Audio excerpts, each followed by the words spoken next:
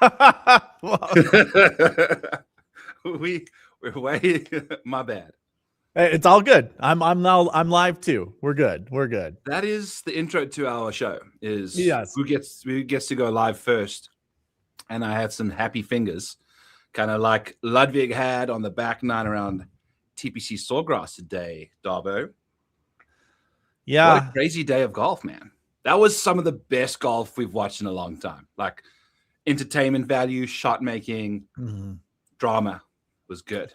Had it Feels all. like you get that all the time at the Players though, and that's what makes that tournament so good. Yeah. Like, do you know anybody who doesn't like the Players Championship? Yeah, it's such a good point.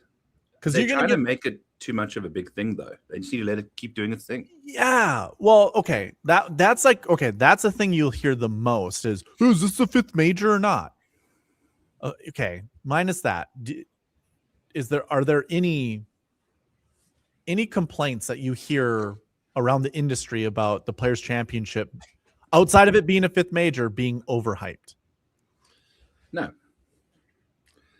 I think it's such a good event to win. And it's had, for the most part, very deserving winners. Ludwig didn't deserve to win it today, man. You can't be playing like that on the back nine of the Players. And is it the back nine of Augusta or the back nine of the Players that the tournament really doesn't begin until you get to that on Sunday? And I think both can be true because that back nine is fun.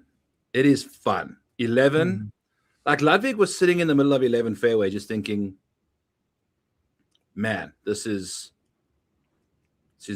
where I want to be. Easy par five. Easy par five, water down the right. I haven't missed a ball like super far right yet today. Typically got the pools. Like squirted it out there quickly. And in the middle of the water too. It was super Shane Lowry. It was exactly Shane Lowry 2.0. Just didn't go the same direction. Then the next hole he pulled in the water. Yeah. Yeah. No, that was bad though. That one was bad. Well, actually, both of them were bad. But I feel like the water ball left on 12. I don't know. I guess never mind. I was gonna say that's a big miss on 11 that he had that curved over that way because it was a big old slicer, right? Yeah. And they showed a slow-mo of his contact on the tee box of 11, and that ball was making contact on the grooves of the driver face. Like when you're touching the grooves, you know, the white lines on the side of the driver, where if it wasn't a 460cc driver, we wouldn't even have those grooves there because the actual circle where there isn't grooves is where the old face used to be in its entirety. But now we are sitting with these massive driver heads, and then he goes to a smaller head with the 3-wood and probably just blew it off the hill or off the top, wherever. It must have, I don't know, but crazy. Yeah. I mean, golf is I mean, they always say it's a game of inches, but it's really a game of millimeters when it comes to the club face. Because if you're not hitting this right in the screws, anything can happen. Anything can happen. And just a little bit of pressure when the screws tighten, they get harder to find. You know, like, I mean, if you just, because you and I are golf sickos, but like, you know, I've been a golf teacher for a long time, and just balance wise, if your head is moving this way, just like back and forward, or even if it's going right or left, just the smallest little bit different than what you typically do, that club is going to get routed down to the ball differently. And when it comes to these professional golfers, they're really good. I mean, they all talk about how good they are on the driving range, but when you get out on the golf course, things change, and especially pressure. Pressure is going to change. If you just think about adrenaline, like, you know, hitting your system, you have to tell yourself to slow down. But then you could tell yourself to slow down too much.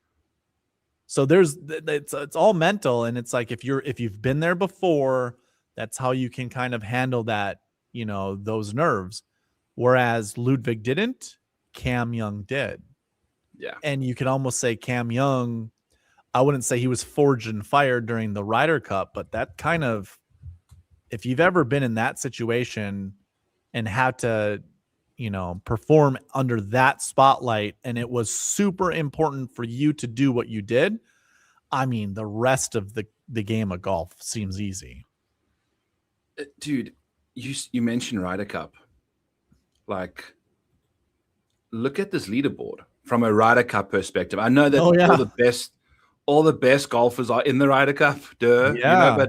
but it was Team Europe just gangbanging the two backbones of the United States team, to be honest with you, or the three best United States performers at Bethpage are inside the top 10 of the players, and then you got the rest of Team Europe just doing their thing.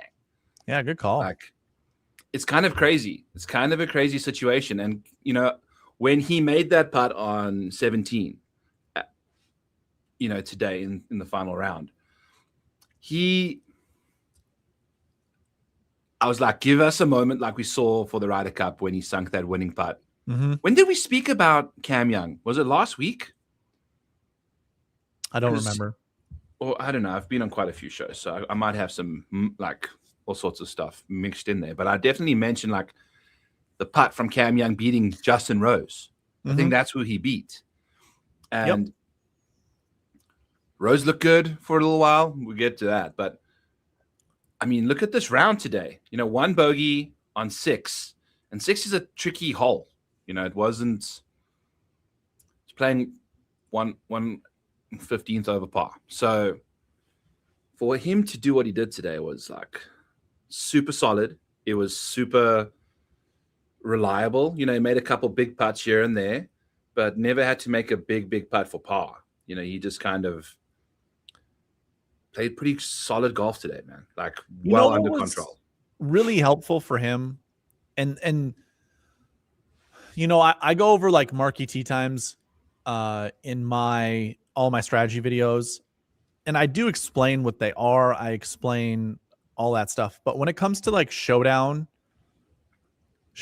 can be very helpful playing with a guy who's also playing well in your group.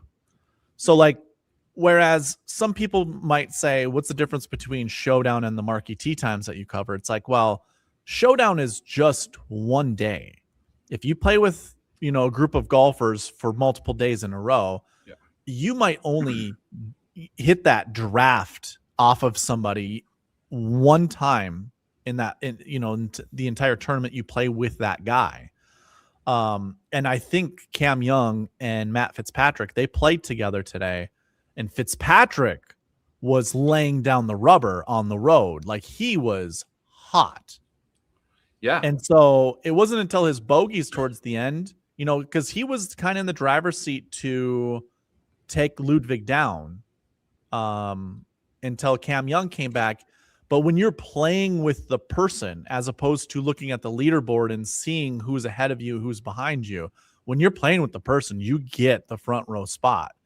And you get to also play like psychology 101 with the guy when you're playing with them. There are a lot of things that happen on a golf course when you play golf with someone. So maybe you're just a nice guy and you don't do these things, but if you're a real competitor, there are certain things that you're going to try to do. When you good putt somebody when it was obviously not the best putt in the world, like, oh, it looked good from my end. Of course it didn't look good from your end, and the guy, you might be getting under his skin. I'm not saying that that's what happened, but you get to play with him. He's your barometer. And it's like, well, shit, if you're going to do this, I'm going to outdo you. Yeah. So you get to do all of those aspects of golf. And that was, I think, super helpful for Cam Young. That's all I got to say. They're both New York Golf Club TGL members. Yeah, that's right. So he mentioned that in his press. Is like, me and Matt are like best friends. We're not best friends, but we're good buddies.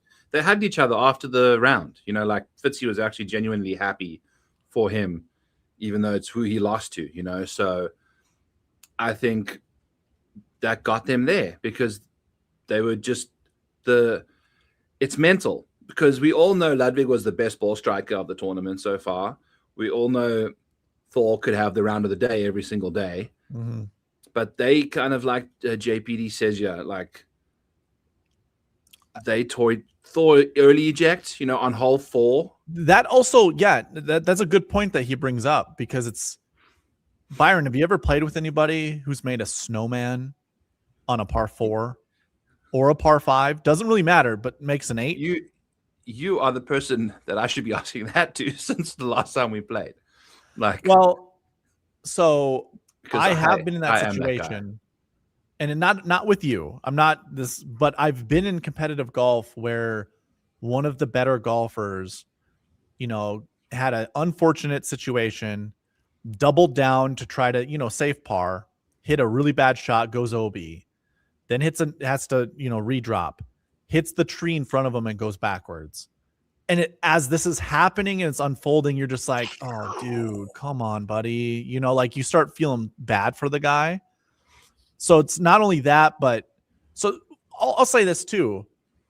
I'm not going to go too far out there, but it's like there is an energy in a group, Mojo. Yeah. And you can feed, if there's a negative energy where that golfer now who just got an 8 on a hole is just like, doesn't talk. He's pissed off. He goes to the next hole. You don't know if you should say something, because you don't want to get your head bit off by this guy. Yeah. Like those things can happen, especially with like Ludwig. And again, I'm going to say all this stuff and say these guys are human beings.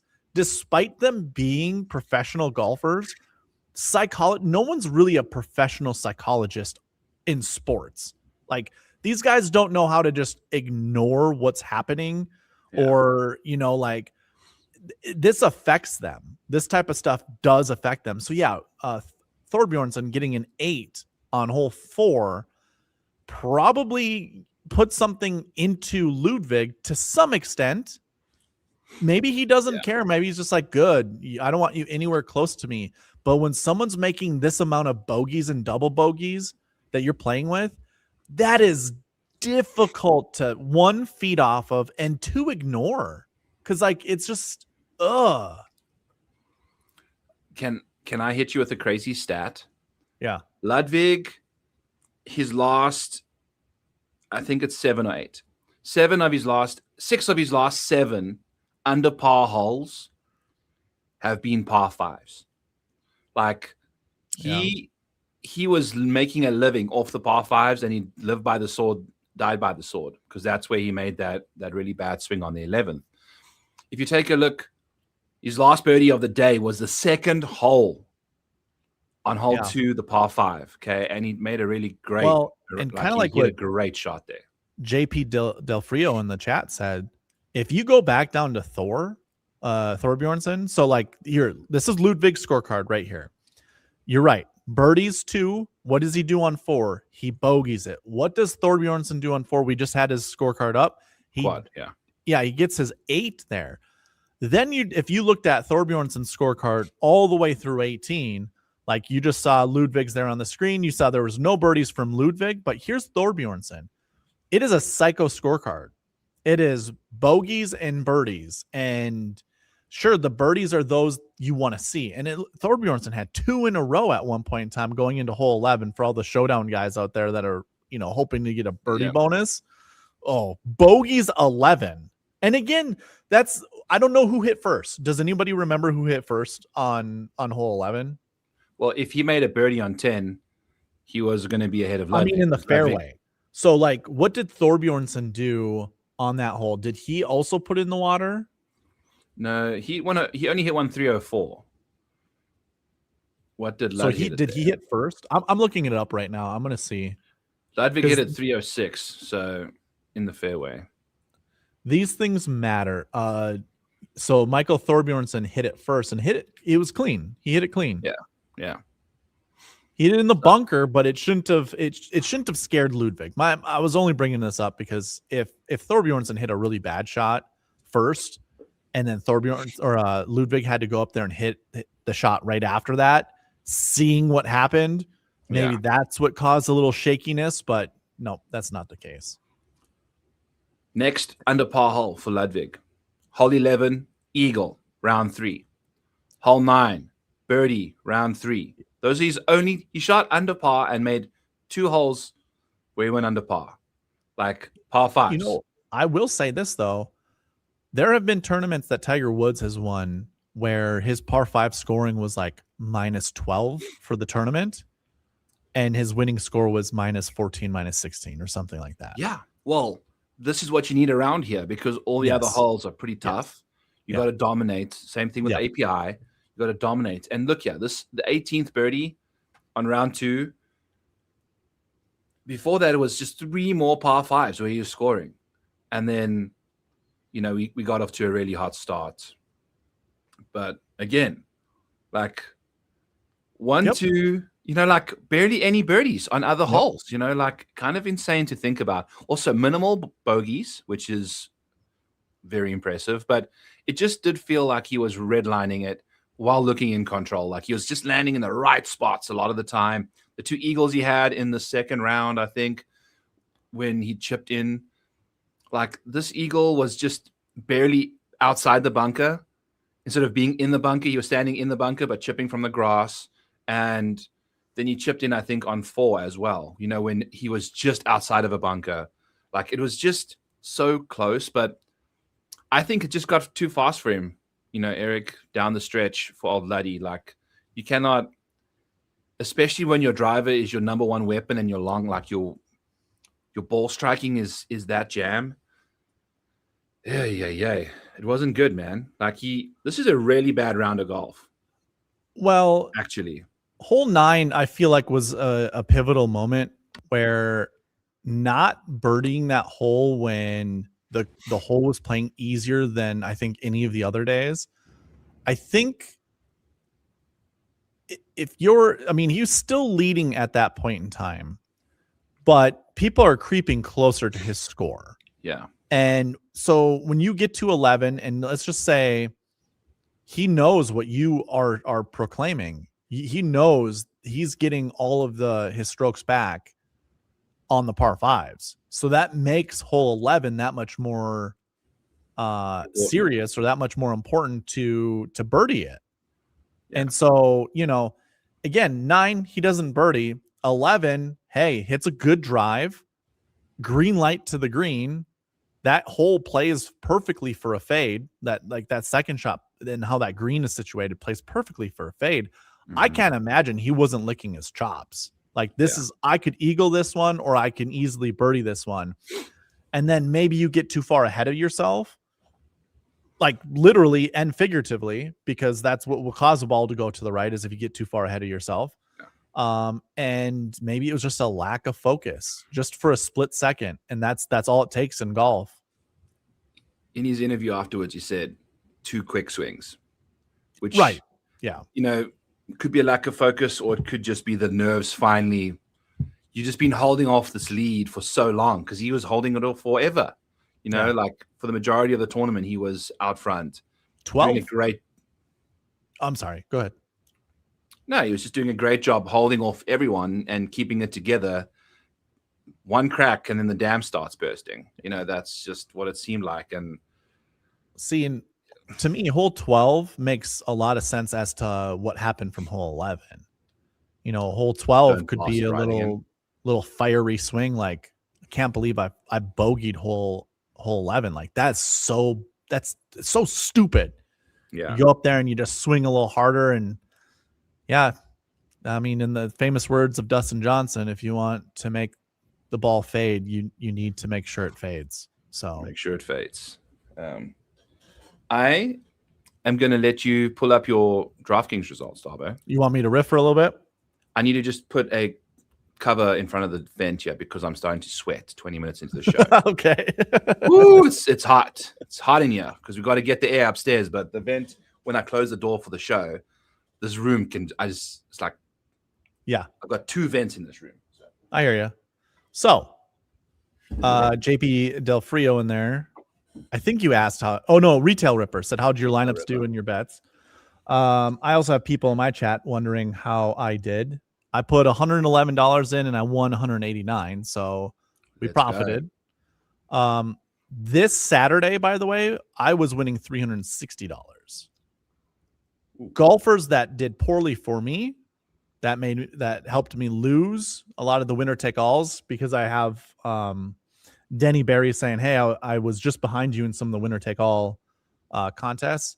I mean, I had a lot of good results. If I just sorted by points, so I'm showing you the ones that I won. I actually that Fitzpatrick bogey on the last hole helped me tie this one. This is a winner take all for $200. Oh wow! So we both won 100. So it's like that was a saving grace. Otherwise, I would not have had a profitable week. I did show you some of the Millie Maker lineups that I had. I can show you the Millie Maker lineup that I had with the Colin Morikawa withdraw. Now, we don't need to read into that. It was okay. It wouldn't have won anything, but it did have Cam Young the winner. And Sepp Straka, like this would have done well. This min catched, so that was also very helpful. The Drive the Green contest was great, except for I followed, everybody else that wanted to that liked Harris English at this golf course. But this was Thorbjornsen fell. I did have Bridgman rise. Obviously, Ludwig lost his lead, but this lineup was pretty good. And then if I just sorted by points and we go down and take a look at my best lineups, here were all the winner take all contests that I was competing in. So I chopped one of them. This contest had the exact same lineup.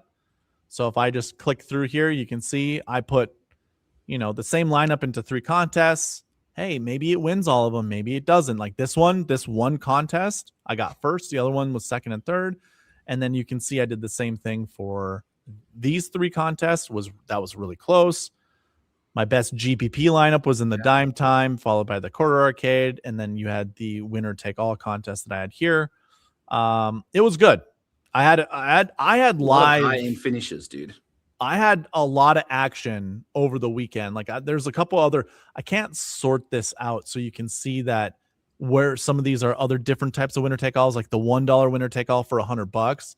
I had 2 lineups that were inside the top 3 for most of the time, but I think this is a Keegan lineup, or one of these were a Keegan Bradley lineup that did really well for me in the beginning, but then they faltered down the end.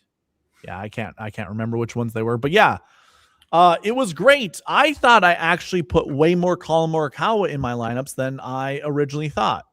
And when I went back and looked, I only had put him in 20% of my lineups. And I was like, well, that still sucks. But I mean, he was in my good Millie Maker lineup. And that's the thing that really pissed me off. Like I put 2 bullets in this week for the Millie Maker. One of them had Colin Morikawa in it, and the other one was a Scotty Scheffler type of lineup. And obviously Scotty Scheffler did not do well. So like, whatever. But yeah, the other one was Colin Morikawa, and it's like, golly, come on. Dude, you little wild bitch. wild stuff. Like, it's just so insane to see someone land up like that, man. Yeah. While we're recapping, let me jump into mine. Sorry, I disappeared on you there a little bit to put the results in. That's all good, man. All good. I had Colin for the outright, for the first round leader, for the first round top 10. Obviously, those didn't cash.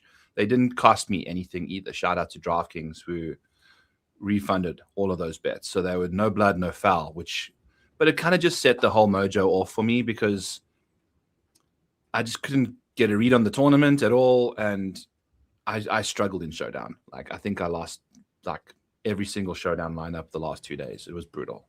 Barely, but brutal. I did have 3 W's. And for me, that doesn't mean – it means that we could save some because we invest quite a lot, but like fractionally. And then it's to win 1 unit, to win 2 units, So we had Russell Henley finish top 20, which, returned a full unit for us there, which was easy peasy. Like to see that. And then we had also half a unit on the Russell Henley top 10 for round 1, which he cashed. He finished T2 after his wave, and I think he finished T6 with 9 guys inside the top 10 or 10 guys inside the top 10 only. It was almost a chop. That's how much easier like the upper top of the leaderboard caught up in the afternoon wave. So he took care of business. And then Jacob Bridgman also finished top 20, man. So that was good to see. I had Harris English. This is my card. Harris English made an 8 on hole 18, I think in round 2. He also made a 7 on 17. This is one of the most consistent guys in the field. He hadn't finished inside the top 20, hadn't finished outside the top 30 all year. Great ball striker, hard conditions. 7 on 17 on round 1, quad on 18. What does Shane Lowry do? He comes out there, quad box on 18, back-to-back water balls, makes an 8. Like, he misses the cut by that exact hole. Then we had Tom Hoagie, made a quintuple. He made a 9. And it involved him hitting it in the water. I think it was on 15 or 7 or something. Left in the water. Then he hit it, dropped it short, tried to chase up an iron down there, thinned the iron into like a collection area of water, but didn't make it into the water. But he had like a really baseball-y stance. Tried to hit it out of there, shanked it into the trees, punched it out of there, hit it in the bunker, hit it out of the bunker onto the green, missed a 4-footer for 8, and then rolled it in for 9. Tom Hoagie. Then I also bet the round 2 ace prop at 1,000 to 1 because we expected round 1 to have that front pin because the odds for the hole in one were like plus 500 only for round 1, and it didn't come out in the front for round 1. So we're like, round 2, it's going to be round 2. No. We're going to shove that shit back. Yeah. So they put that in the back there, and I think there were 3 or 4 or like 6 birdies the whole day. Birdies, not even like only 1 attempts. Then we went back to it for hole 2, for round 3, the hole in one prop at another 1,000 plus 1,000, but there's half the field only. You've only got 70 guys. And did you watch that 17th green match at all, Darbo? Like, they were pitching it. Minwoo Lee, Justin Thomas, multiple guys that have played well at this course and know what that green does, were pitching it into that slope, and it was just staying there. Yeah. And it was like barely coming down. And then when they did get close, it was the Tiger Woods better than most pin. And with all due respect, fuck that pin location. Okay? Like, that pin location is not better than most. It is worse than most. Like, we just scraped through with total birdies there. But they never gave us any hole-in-one scares, barely. You had to pitch it in versus race it past. And I don't know what they did to that green. They completely neutered that green's like receptiveness. And I don't know if it was got to do with the tough surfaces that were dried out. Yeah. But you'd think that with the dried out surfaces, it was like a northeasterly kind of a wind. So it wasn't even like pushing it up the hill. It was kind of bringing it back down. But I thought with how dry these greens were, that slope would have been exaggerated, like crazy. They would have been racing down that slope. But it just didn't seem to happen. Whenever the guys hit it to like 6 feet, they'd miss it because it was like on a crown. I don't know. Sorry, that triggered me. So those are my losses. You know, it wasn't like bad losses. It was 1 or 2 massive holes. I think we added Adam Scott as well for a live top 20, and that didn't come through either. So I overall units returned, I lost 0.9 units with pre-event stuff, and then I think maybe another unit with live stuff. So nothing crazy. Sorry, I got a little worked up there, but that's part of the show, man. That's what we want to see. Get passionate, baby.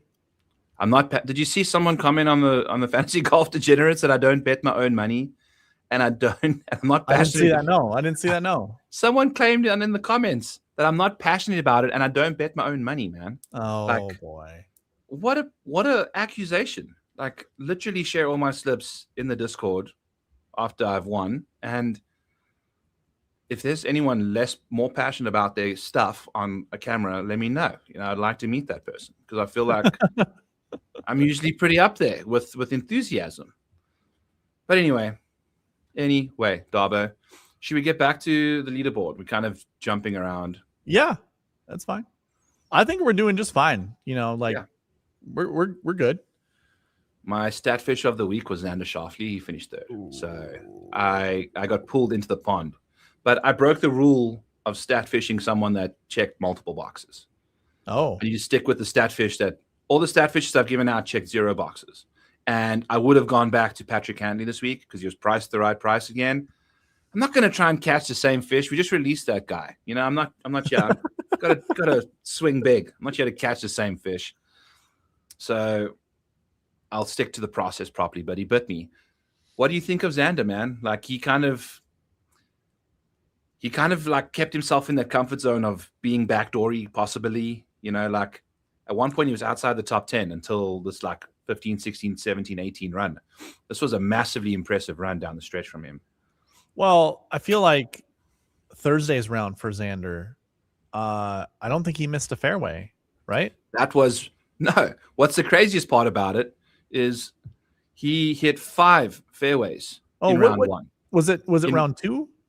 In round 1, he hit 5 fairways. So I'm like, this guy's like off the map with the driver. Oh no, round 2, everything. Yeah. Christmas Okay, it was tree round time. 2. So I watched Look at round this. 2's. I thought that was round 1. I watched all of Xander's round 2. The guy looked like he was in complete charge of his shot shaping abilities. He was hitting draws and cuts and even into the greens. He was doing the exact same thing. Just like, holy crap. Okay, so Xander's back. Got it. Understood. Xander's back. Round 3. Round 1, what you showed 5 of 13 or 5 of 14. I don't remember. I mean, he had 14 of 18 greens. That's above. Yeah. That's Yeah. above Dude, average. Especially with this rough. The rough was gnarly, dude. Yeah. Gnarly stuff. So that I don't know what that tells me. Like when it just comes to, you know, hitting that many fairways or that least amount of fairways, then he must not have been like that.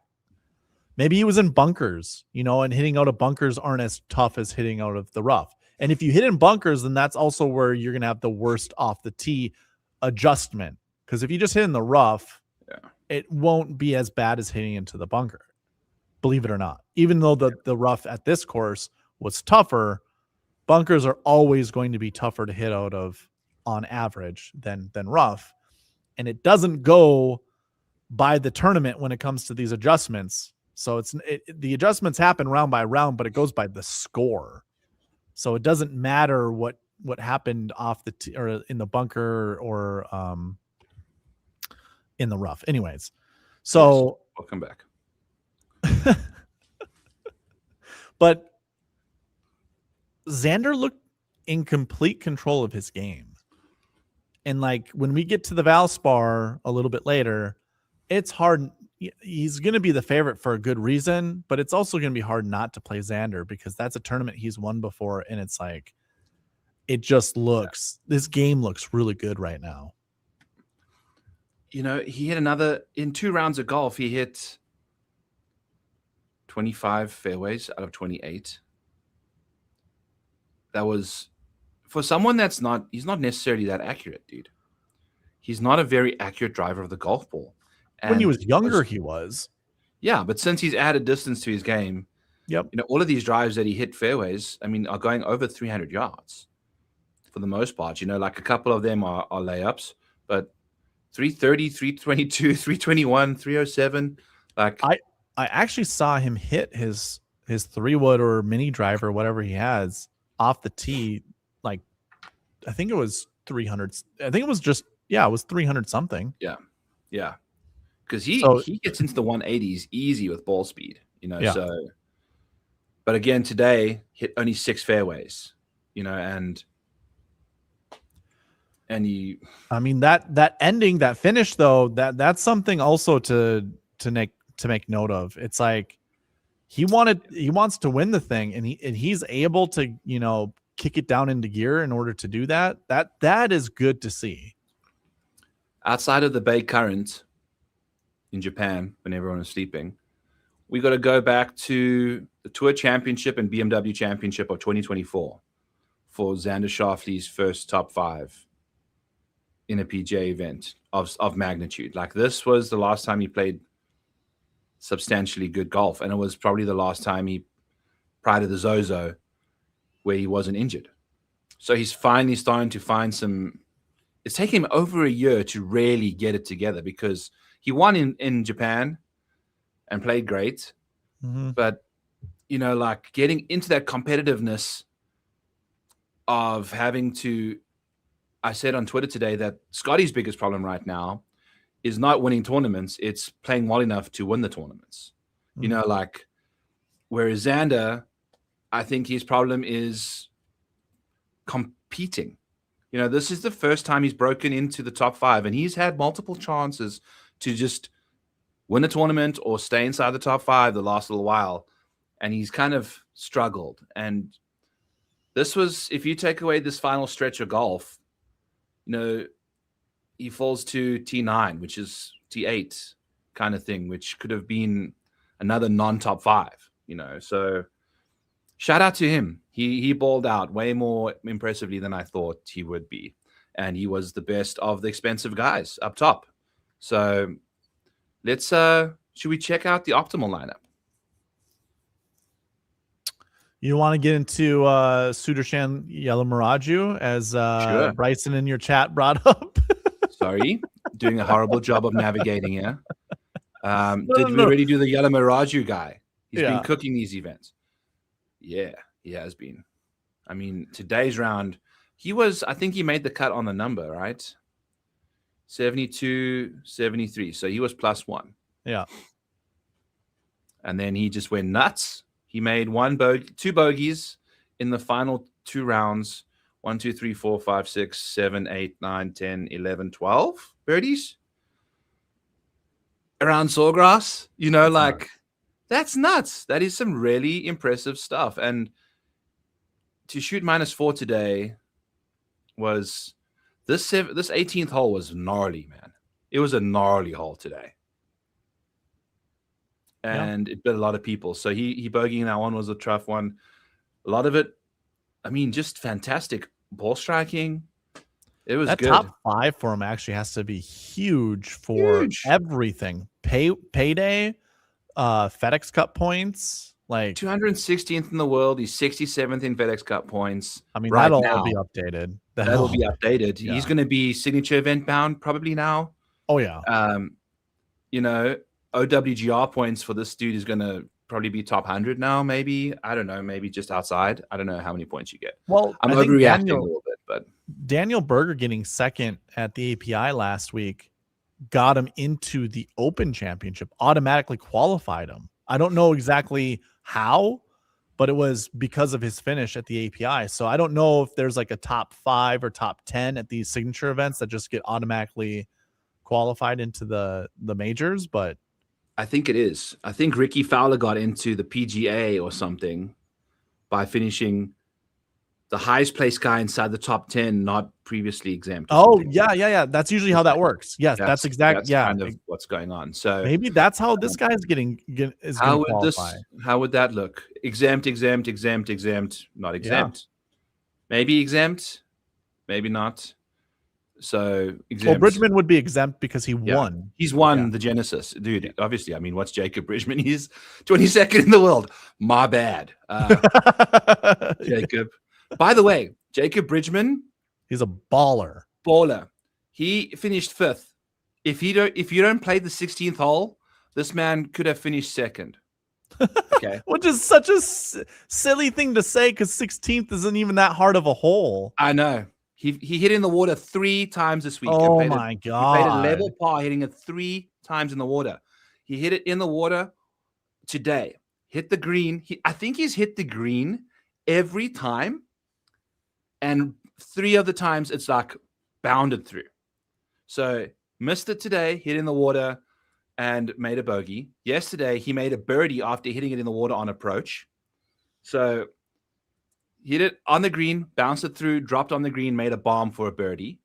Then in round 2, he made a nice stock standard birdie on the par 5, hit the green and stayed. Round 1, he ripped it and I think he laid up and then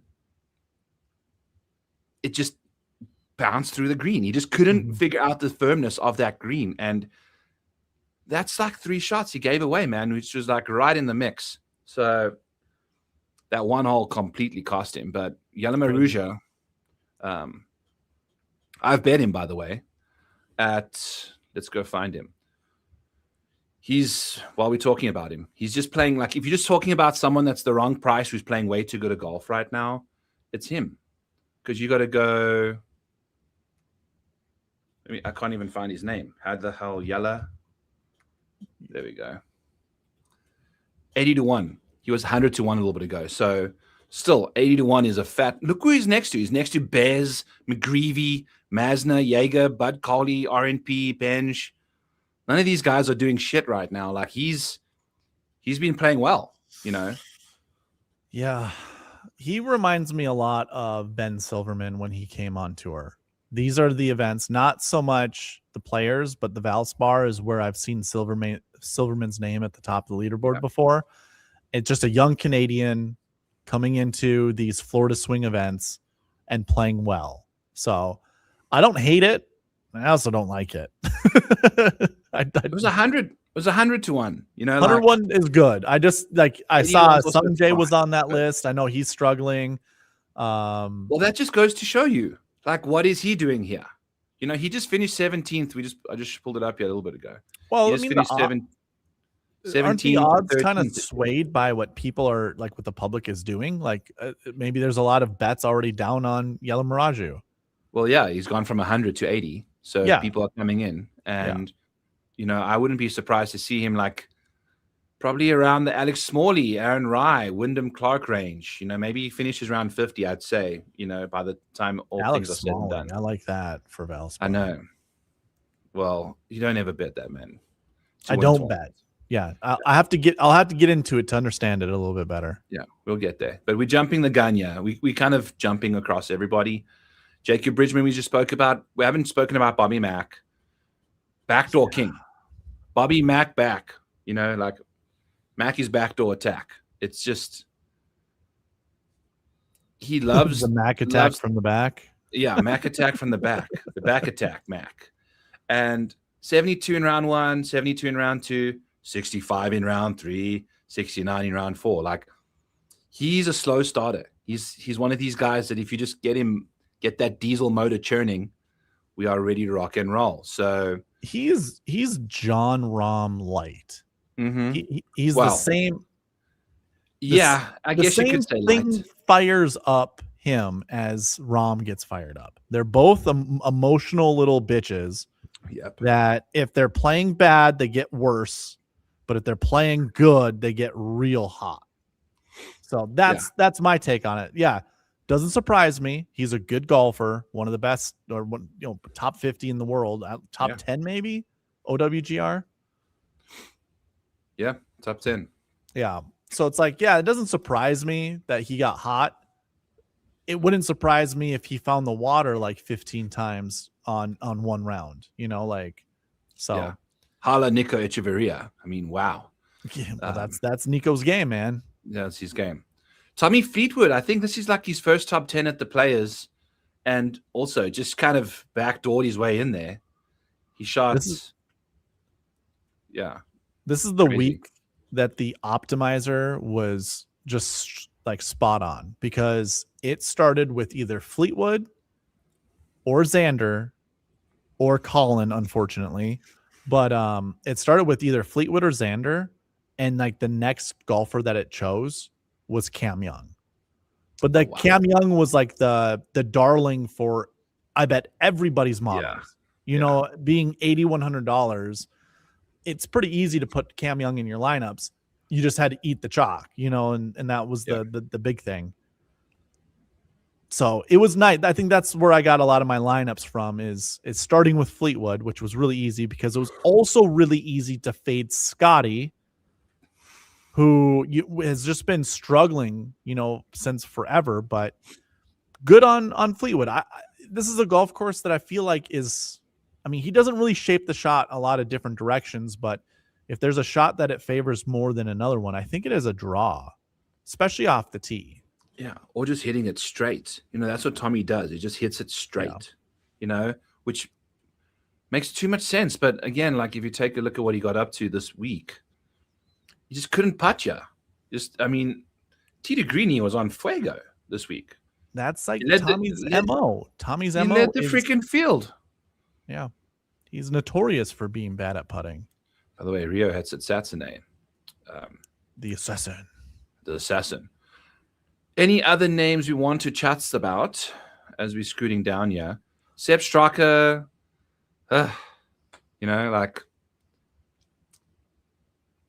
Jesus, 2 doubles today. I made a lot of birdies. 6 birdies today, and then he shot 71. Yeah. Like, that's not going to do it for you. At DK points, he was one of the top performers for DraftKings. So Sepp, he always is. He was in the optimal lineup, I'm pretty sure.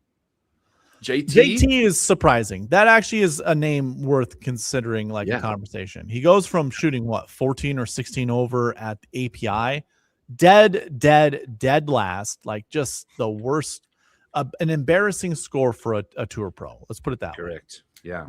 And it's like, this is what's going to happen because you had a back surgery that was performed a while ago. This is your first tournament back competitively.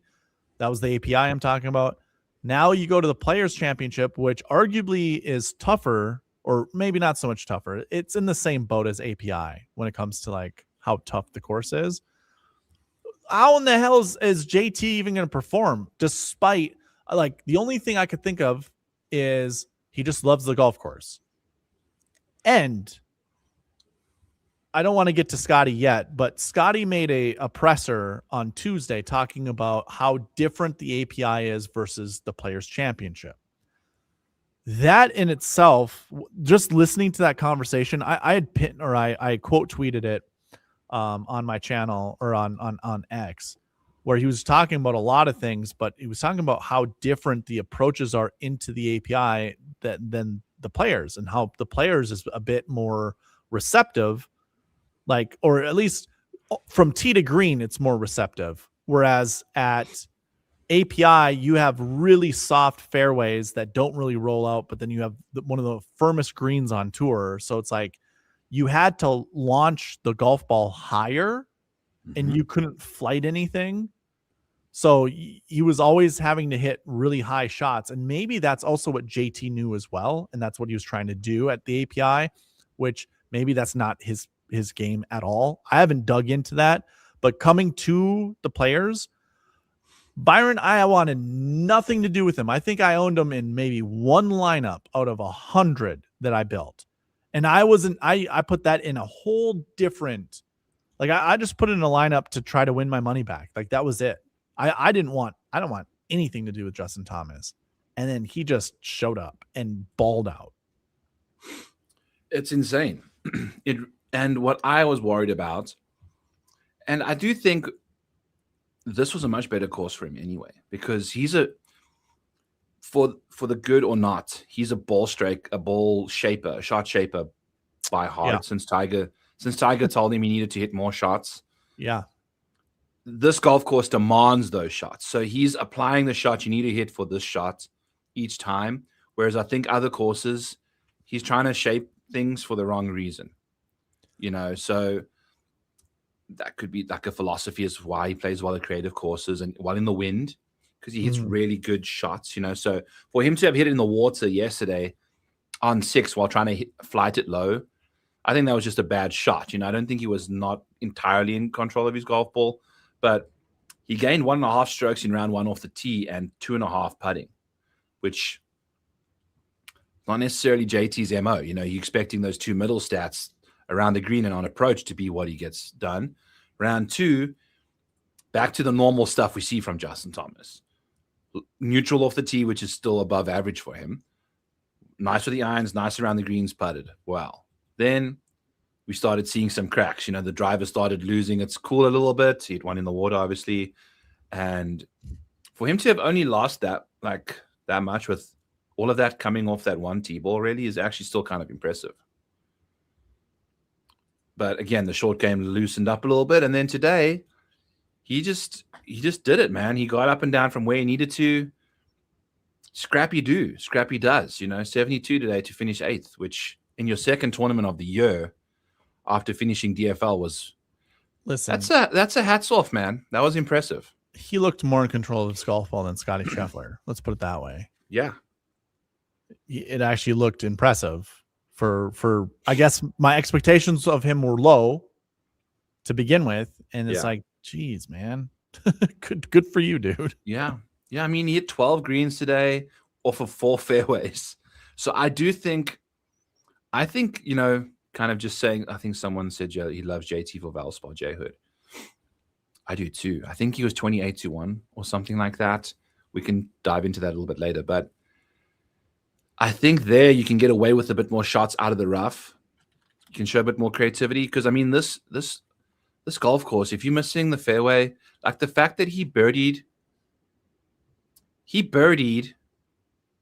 number 4 today by missing the fairway. So did he hit in the rough or did he hit in the fairway bunker? Either way, to birdie that hole, not hitting the fairway, Scotty made a double bogey from the fairway on 4 today. Sorry, from the fairway bunker on 4 today. So, even if he was coming out the bunker, that was still a very good hole. I think, sorry, not to jump the gun. Justin's, he's 22 now. Damn it. I think I saw 28s earlier. That should have pulled the trigger. But now I think he's in the fair range, if I think so. So yeah, 28 would have been a good number to get. Now it's gone. So womp womp. It is what it is. But JT, shout out my guy Justin Rose. Sorry. One more time, yeah. We started the round today at minus 6. I think he shot us an even par. And we get to 16 yesterday. He lands up in the greenside bunker for 2. Just needs to get up and down for birdie. Sculls it into the water. This was my outright. My old man. He's sitting minus 8 at the time, which is like solid. Nope, sculls it into the water, gets up and down for bogey. Congratulations, Justin. Then hits it like into the most ridiculous spot on 18, makes bogey to get to minus 6. But he really should have been minus 8 to start the round. And then today, in round 4, he hits it in the bunker on 11 and holds out for eagle from a million miles away.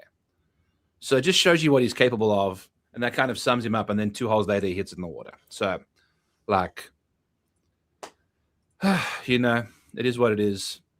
Brooksy starting to find his groove.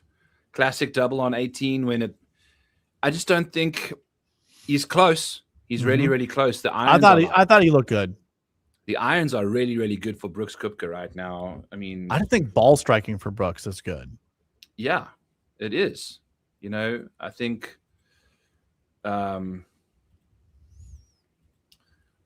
strokes gained ball striking this week, he was 7th. So it's all with the approach play. It's good. Do you know how much movement has been on Brooks for the Masters? Because I think he'd be a great Masters pick right now. You see, I think I almost need to see a bit more with the putter. Because he still didn't gain strokes with the putter today. He's done it once at the Cognizant, which is like his home, unless they're playing Augusta on like freaking but Augusta rainy ass Bermuda. But everybody comes to the meet, like everybody comes to the same point. Those greens are so undulating, it will be difficult to make one putts on those greens. So if you go to Brooks's GIR, if it's over 60%, it's better than the field. And so that just means he's 2-putting more than anybody else is when it comes to, I guess it's like 61% is what average is usually on tour for the greens. But obviously for the players, he's 9th in green and reg. It just means he's 2-putting more. And I am not on the same wavelength as most people are when it comes to putting. I could not care less what the putting stat says for certain people. Even if you want to like filter it out by grass and stuff like that. If you want to get back to your binary argument that we had a while back ago about putting, it's just like they go in or they don't. And I don't really care. If you're 3-putting, that means you're a bad putter. If you are, missing more than average from 5 feet away, you're a bad putter. If you're 40% from 8 feet when the average is 50%, that might just be one putt more that you've missed. We don't know exactly what the statistics are when it comes to those types of putts. It could literally just be one or maybe two. In the grand scheme of things, the next 20, 50 tournaments, he's going to get it back to the means, meaning he's going to make more of those putts. So that's where you just kind of have to, I get it. If you're kind of a doubter, which I don't even care if you are a Brooks Koepka doubter or not. I'm not even making that big of a case to say I like Brooks because I don't really care that much for Brooks. The putting stat you can just largely ignore. Honestly, I think most people should largely ignore putting stats. But it's been his problem forever, Darbo. Like, he's just been a bad putter in general for the last while. Yeah, and this is over hundreds of putts. The stats for a single tournament, I get. It could literally be one putt that you make or one putt that you miss. Mm-hmm. But over a period of time, we've seen him deteriorate since Liv. He's lost his edge on the greens. It's like kind of funny, Yeah, one of his better putting performances. This is where I'm going to push back even more. You go from Poa, where he's getting all of his bad putting splits from, and now we go to Florida, where you're going to get most of his better splits from. So I know you're saying the whole grainy Bermuda, but if you really wanted to dig into how does he do at Augusta, pull up Augusta and just only Augusta stats for Brooks Koepka, and just see how he does when it comes to putting. Not great. Okay. How was he doing in 2024? Probably better. Well, look at all of his. Okay. How many Masters has he played? Since 2015. So we don't have putting stats for 15, 16, 17, or 19, or 2020. Since COVID, we've got basically. And those are all good finishes, and then obviously not so great of finishes. Yeah. Okay.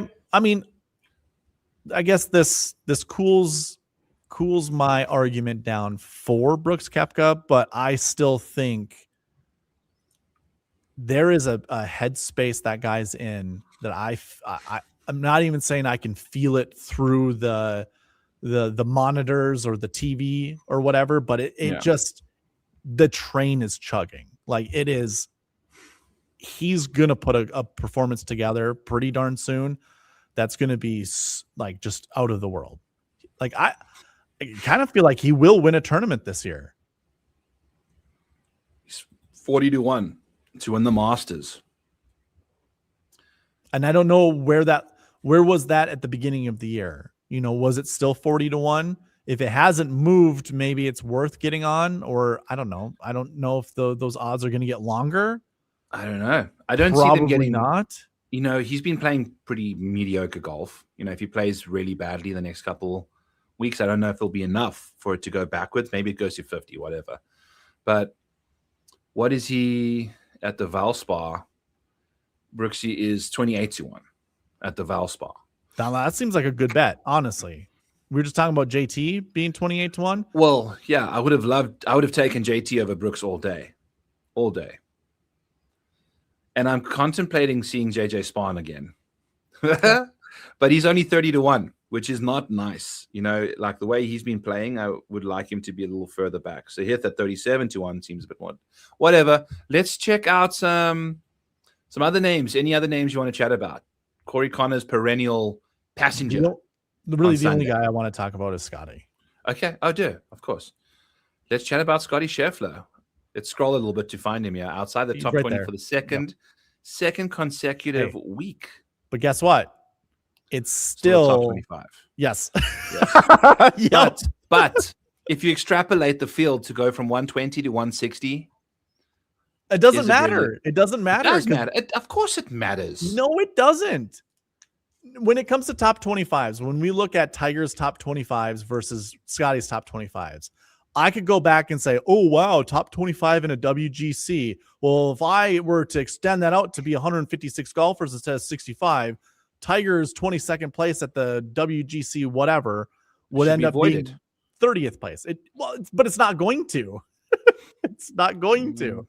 But there were less WGCs in Tiger's. By the way, Scotty's been playing in 70-man tournaments for a long time now, the last 3 years. Tiger always had 4 WGCs to play. Yeah. including match play. What's Scotty got? Like 7 or 8? Now, yeah. Well, yeah, he's got a lot. Scotty So- Scheffler, round 1, 72, even par. What do you want to talk about from Scotty? By the way, can I lead off with, was listening to his presser today.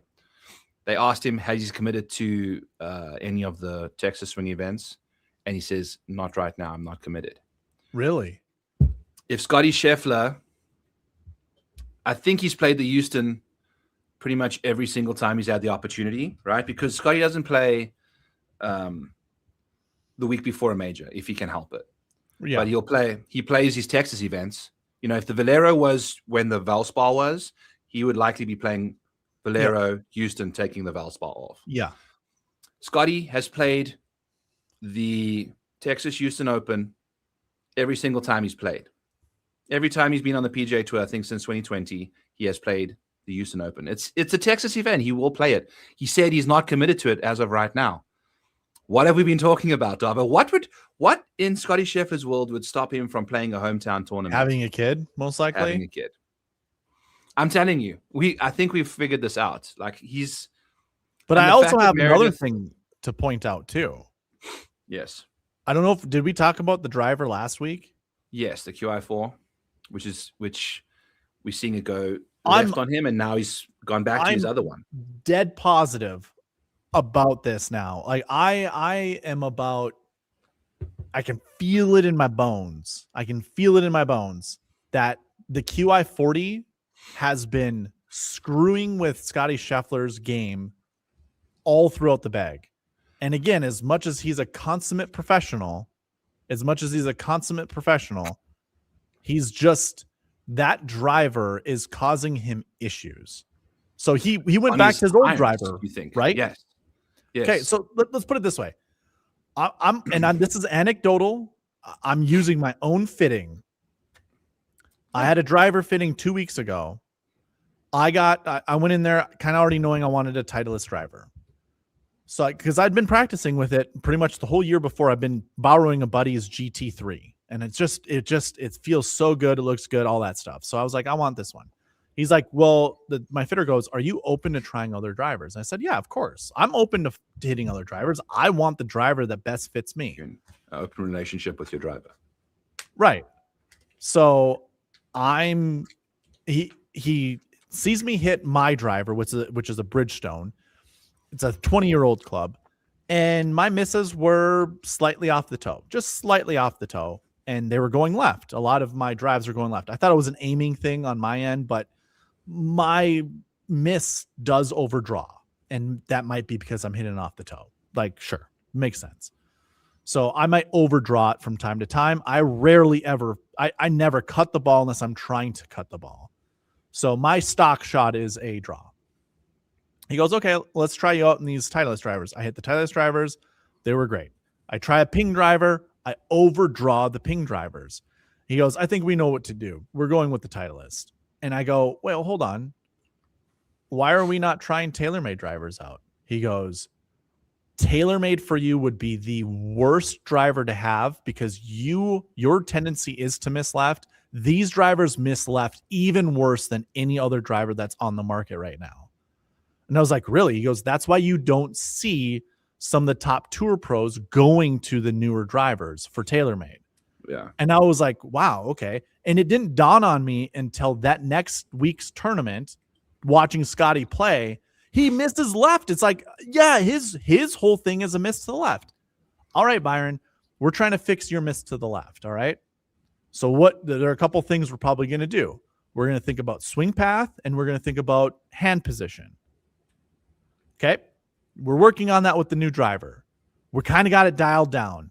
And then the day of the tournament or whatever, you tell me, I don't want to hit that driver. Okay. Let's bring you to your old club and you go and you hit it. What do you think you're going to do? You're going to be hitting it to the right because you've been protecting yourself from going left with the old driver. So yes. You're overcompensating. Yes. When Scotty was missing to the right all week this week, I'm like a flary. It's the driver. Because then when you get to his iron game, his bunker game is still so exceptional. It is so good. Him out of the bunkers this week was just, it was good. And he's putting his ass off to save pars, but he's getting himself in situations off the tee. So like he's just not, he can do much better off the tee and not screw himself on a lot of these holes that matter when it comes to scoring. You know what's hilarious though is he hit more fairways than greens when he shot 67 on Saturday. Like, and some of that's dialing it back, by the way, hitting his 3-wood. Look at all the 270s that you see on there. Yeah, lots of 3-woods, and even Pep. And then when you get that momentum going with the 3-wood, then you can just step up there and rip a 330-yard drive on hole 6. Maybe that was with even a 3-wood. You know, like he could have turned one over and kept it low and it just chased. Right. Or maybe he just roasted a low draw or whatever he needed to do on that hole. Well, I don't know. Hole 1 on either Friday or Saturday, can you go and check round 1 or 2? He hit it 300 with his 3-wood, I'm pretty sure. That 292.4, that was with the 3-wood. Yeah. And, you know, we had some interesting wind happen this week. But again, it's when you go to Scottie Scheffler's tournament profile, the fact that his iron play is neutral, it's interesting because you are correct about the driver. And I wonder if the driver has, you just mentioned, leaking into the other aspects of his game mentally and fundamentally. Yeah. Fundamentally and mentally. You know, mentally is the... If I'm focusing on your driver swing and I'm like, all right, Byron, we need you to be a little bit more over the top, or we need you to have a weaker grip. When you get down to your irons, it is difficult. Like, do you think differently about your driver swing versus your iron swing? And if so, what do you do differently? I'm trying to hit up on my driver more. That's one. Okay. Yeah. And I'm not necessarily, I think that's my main takeaway. And then when I'm hitting an iron, that's it. I mean, I almost wanted to beat you to the punch. I'm like, outside of leaning back a little bit more and swinging up at it, what else are you doing differently? Are you putting a different grip on it?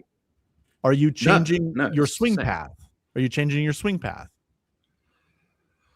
Not necessarily. Not consciously?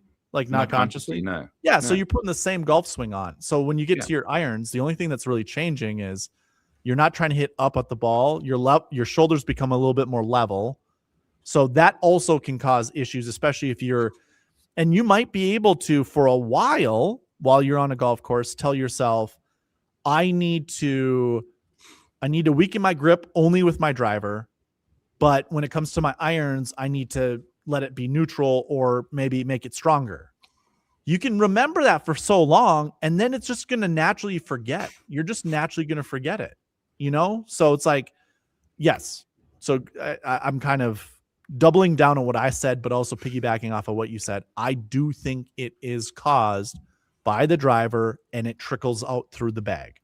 When it becomes half shots, anything inside 100 yards, where he doesn't really have to think about anything, that's when he's back to being on fire. An athlete, athletic, on the ball, reacting to the shot needs, not trying to driving range himself on the golf course. He's searching. He looks the most unbalanced after shots as well. Like he's not finding his feet properly, you know, like with as much footwork. Him hitting these huge cut swings. Like, look, it's almost like he's going over the top, just like, you know, pulling the club down and swinging across it. It's the biggest slices I've ever seen him hit, like accidentally and on purpose. Yeah. It's a lack of, like, that's like a lack of confidence, commitment. Yes. Fade. And you know, like I don't think that has anything to do with Scottie Scheffler, the man, Scottie Scheffler, the golfer. It all comes down to his confidence in his driver. Yeah. I'm so dead set on this. Yeah. It might be the most passionate thing topic I have right now to talk about in golf, is how shitty TaylorMade drivers are currently for professional golfers. And the fact that he has to be a professional, and I'm sure it's in his contract that he has to hit the newest driver. Like, because why else are you, if you had something going good last year and you tried the new driver this year and it isn't good, shouldn't it just be an agreement between all parties that I have the best golfer in the world on my team? Scotty, you don't have to hit the new driver. Yeah. Because doesn't it look even worse how bad his driving is or how bad it looks? The interesting thing is it started off, the American Express obviously was just 2 rounds of golf, but he gained over 1.5 strokes around. Smacked it. That's when mentioned he had 186 ball speed. Yeah, dude. Like these first 3 tournaments, everything seemed pretty normal apart from the approach game. You know, like even if you just go to Texas, the last 2 years at Texas, he's over a stroke on approach. Like he hasn't eclipsed that at all this year yet with the irons. But the driver was good, and then it's kind of like plateaued a little bit. But again, this week he was fine. You know, like with the driver, he was probably a little worse than the last time. He's getting worse, but his entire game is just unraveling right now. Unfortunately, and his mindset is the one that's completely gone. So unfortunately, just to be quick on adjustments for stroke gain stats, the scores were very difficult at the players, and he still mashed the ball out there. Look at that, 346, 328. Distance is king in everything when it comes to stats. And off the tee, if you hit it even in the rough and you're still hitting it 300 yards, you're going to gain on off the tee. As long as if you hit it over 300 yards, 310, if you hit it over 310 yards, if you hit in the rough, you're still going to gain off the tee.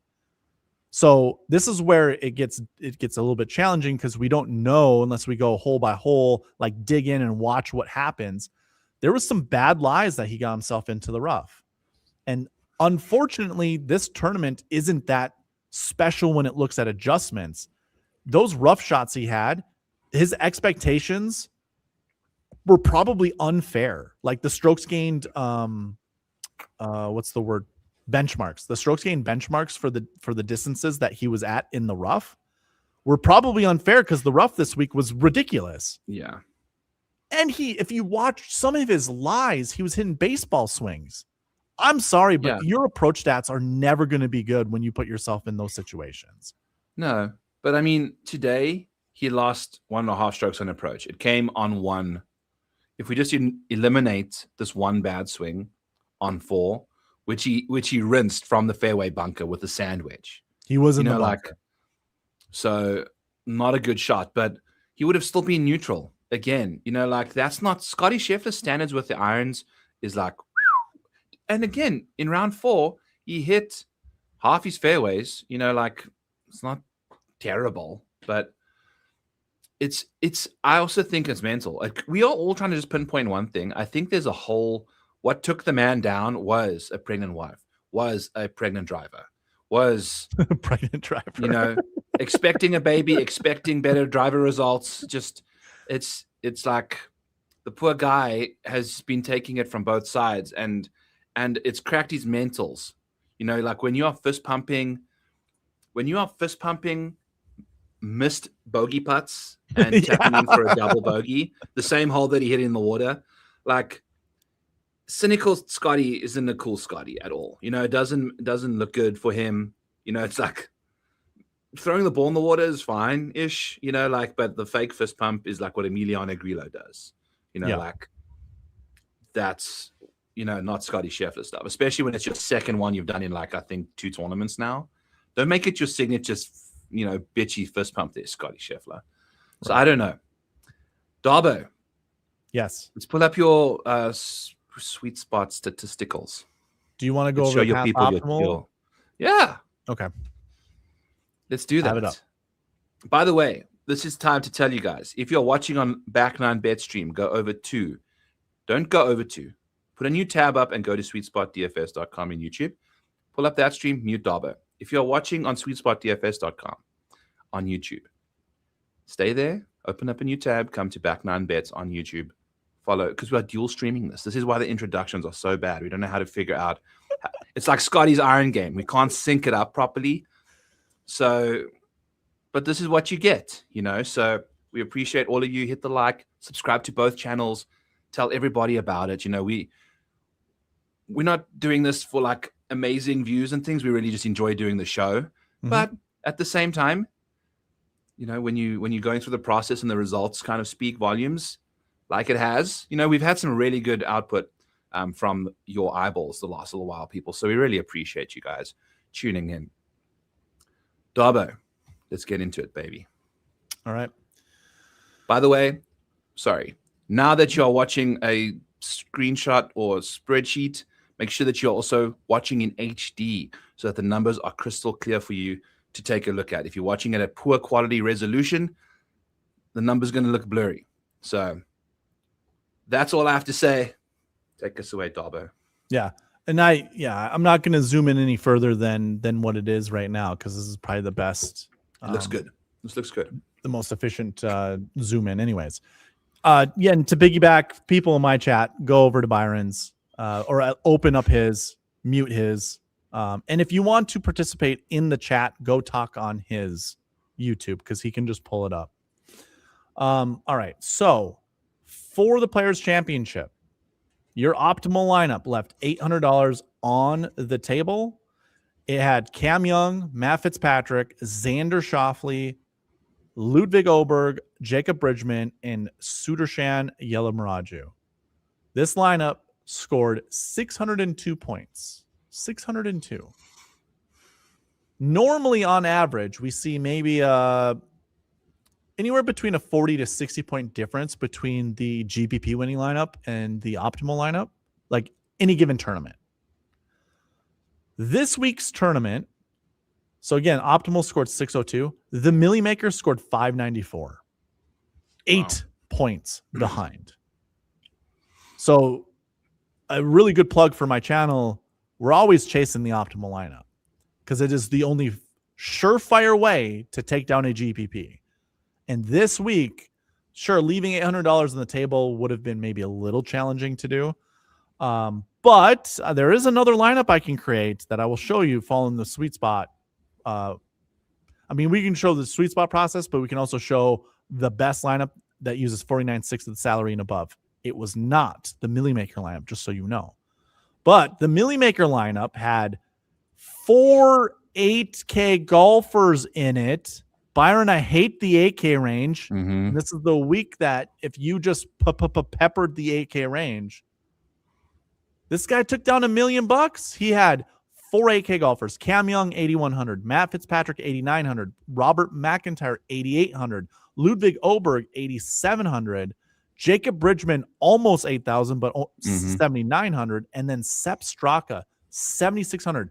This was not duplicated, Byron. This is one of the most conservative lineups you could have ever built. Your cheapest guy is $7,600.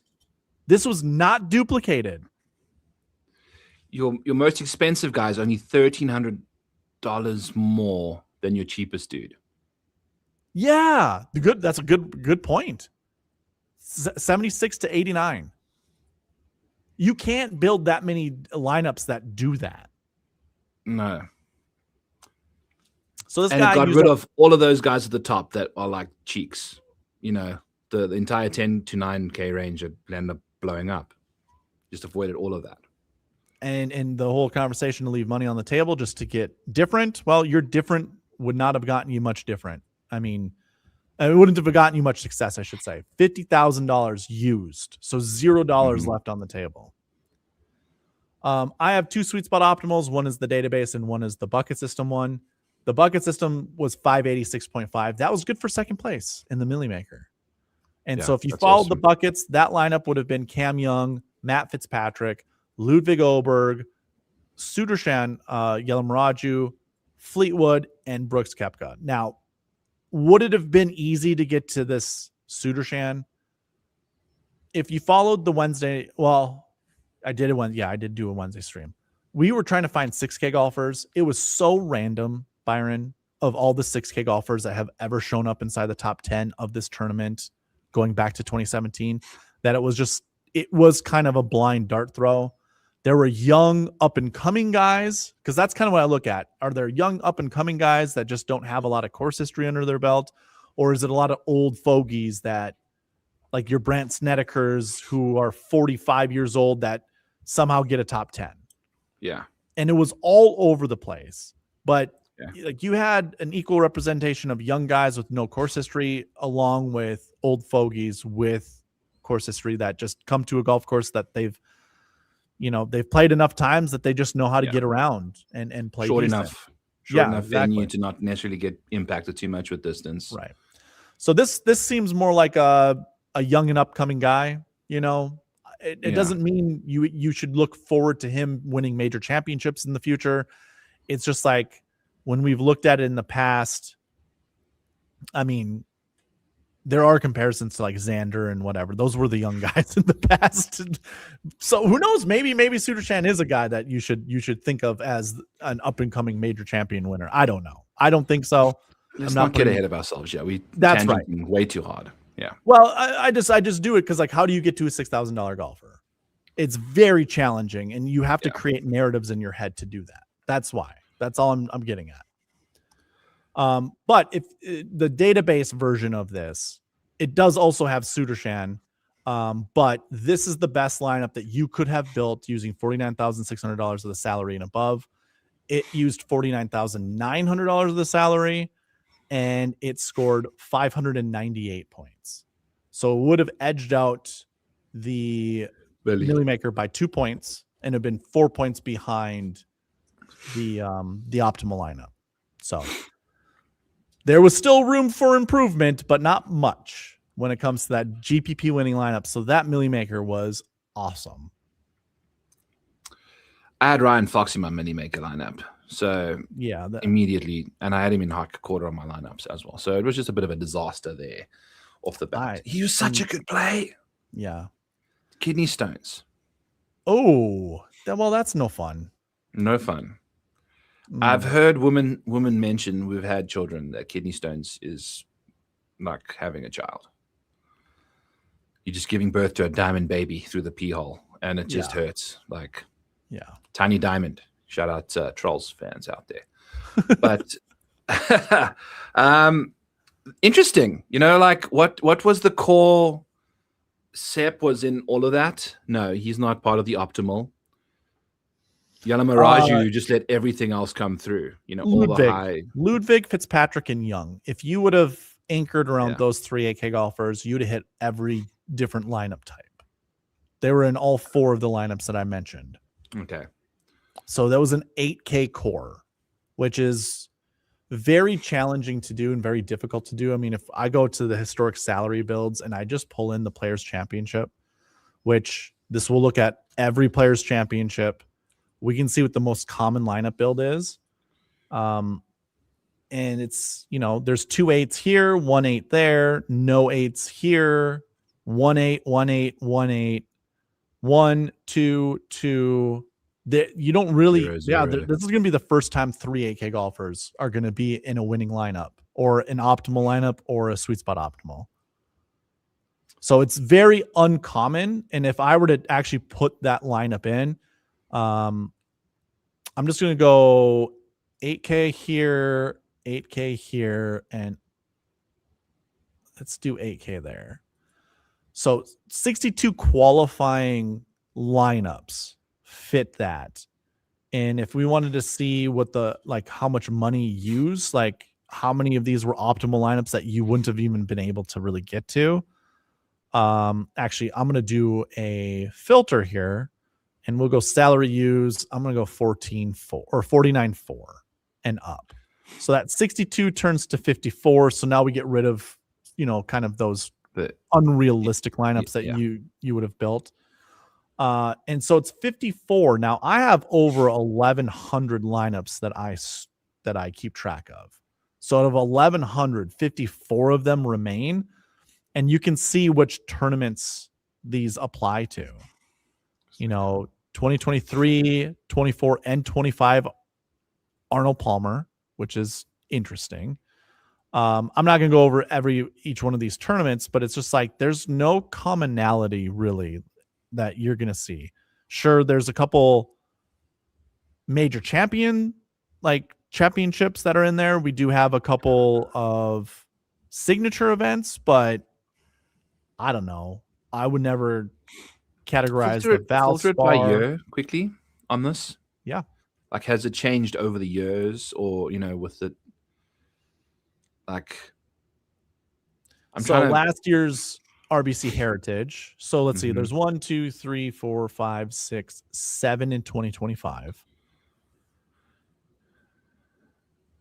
In 2024, there is 1, 2, 3, 4, 5. 2023 looks like there's more. 1, 2, 3, 4, 5, 6, 7, 8. Yeah, it's actually, it ranges anywhere between, I would say, 5 to 8 times a year that it's really only worth it. Yeah. So it's Interesting. difficult. I'm usually not a proponent to playing a ton of 8K golfers. I always used to make fun of Chad from the Fantasy Golf Pod that they no longer do that. But I used to always make fun of them. It's like, okay, pepper the 8K range. You're just never going to win. Because when I keep track of this, I never see a bunch of 8K golfers being inside the top 10. So why would I play that many 8K golfers? But I mean, I just see Justin Thomas here who finished 8th. That's 5 8K golfers inside the top 10. And you only had 10 8K golfers. So 50% of them finished inside the top 10.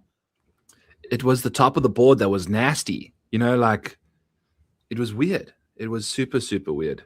Filter by salary quickly.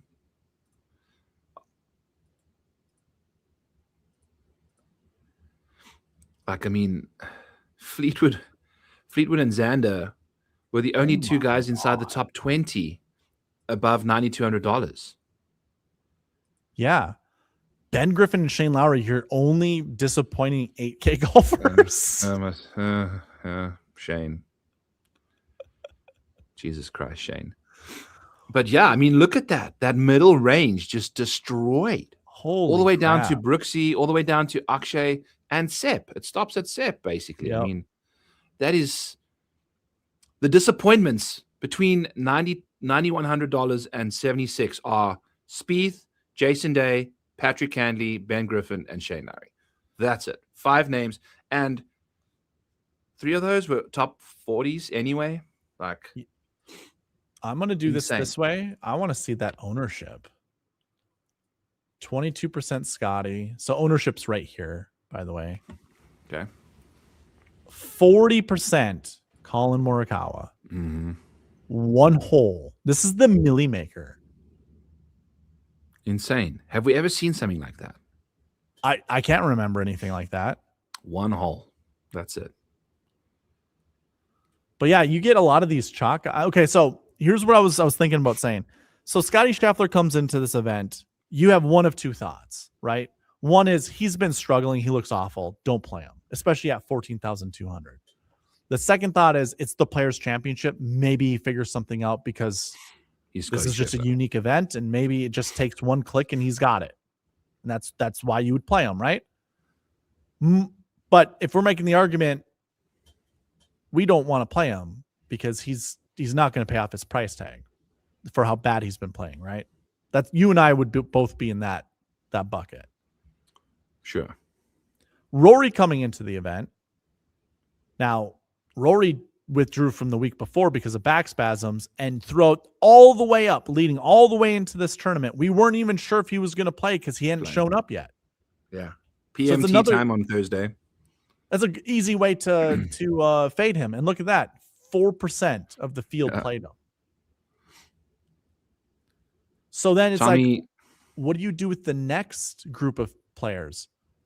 It was so easy putting Morikawa Schauffele lineups together.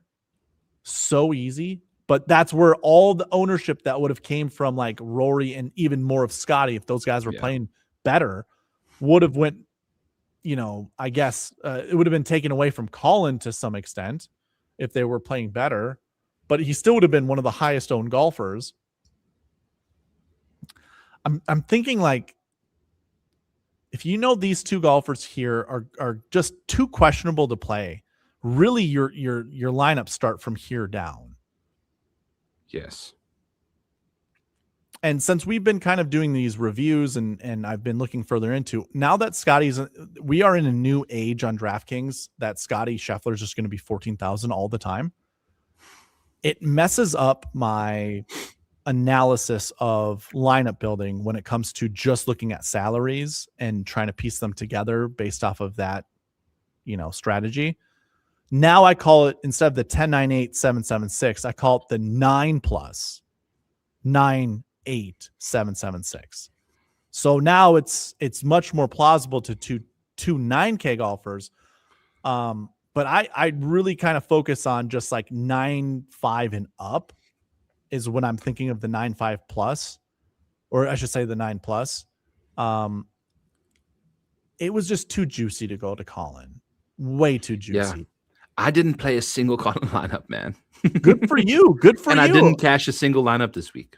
Oh, So I had Shane in about 80% of them.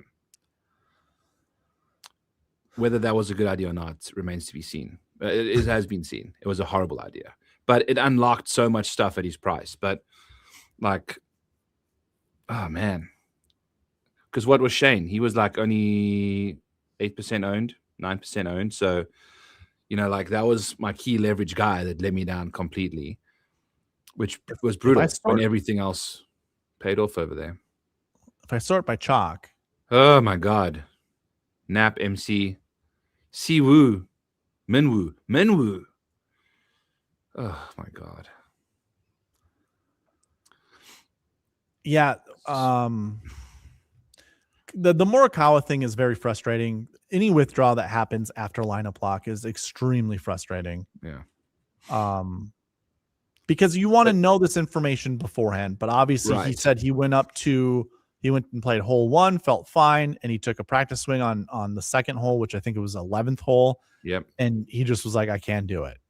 And then he withdrew on the spot. He was like, I don't think one of my muscles was activated. I'm like, it didn't activate. Buddy, what are you doing? I've played an entire round without any muscles activated multiple times. And I've survived to finish the round. So I don't understand what his deal was. But anyway, one of the 6 top chalk options finished top 5. Yep. I saw a lot of these 20% here. Like 20% is a high number, to not be considered chalk, but it just seems odd that's how these numbers ended up. But I imagine that's because a lot of these numbers, it tapers off pretty fast. I imagine more of these numbers would be like 7, 6, or these numbers here would be higher a little bit. These guys would creep into the 10s, 11s, 12s, and then that would bring down some of this ownership, because you don't ever really see this except for maybe Scotty Scheffler when he's the favorite at like the Houston Open. Yeah. Or priced $12,000 back in the day. Oh yeah. Yeah, absolutely. So, or John Rahm at Mexico, Tony Finau at Mexico. And for that person to be the guy that let down everybody is insane. Utterly insane. Yep. So yeah, I don't really have anything else to bring up. For my channel, the marquee tee times were spot on.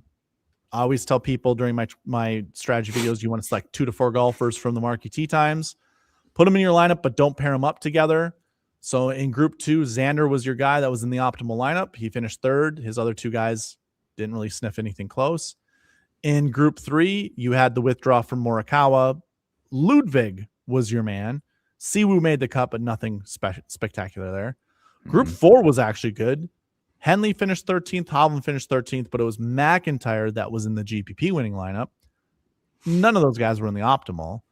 If I get down to group 6, that's where you got Bridgman, Adam Scott, and Ben Griffin.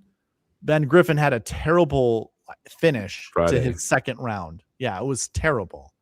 I think he was 2 or 3 shots clear of the cut, and then ended up finishing like 5 or 4 shots back of the cut. Shot a 78 in round 2.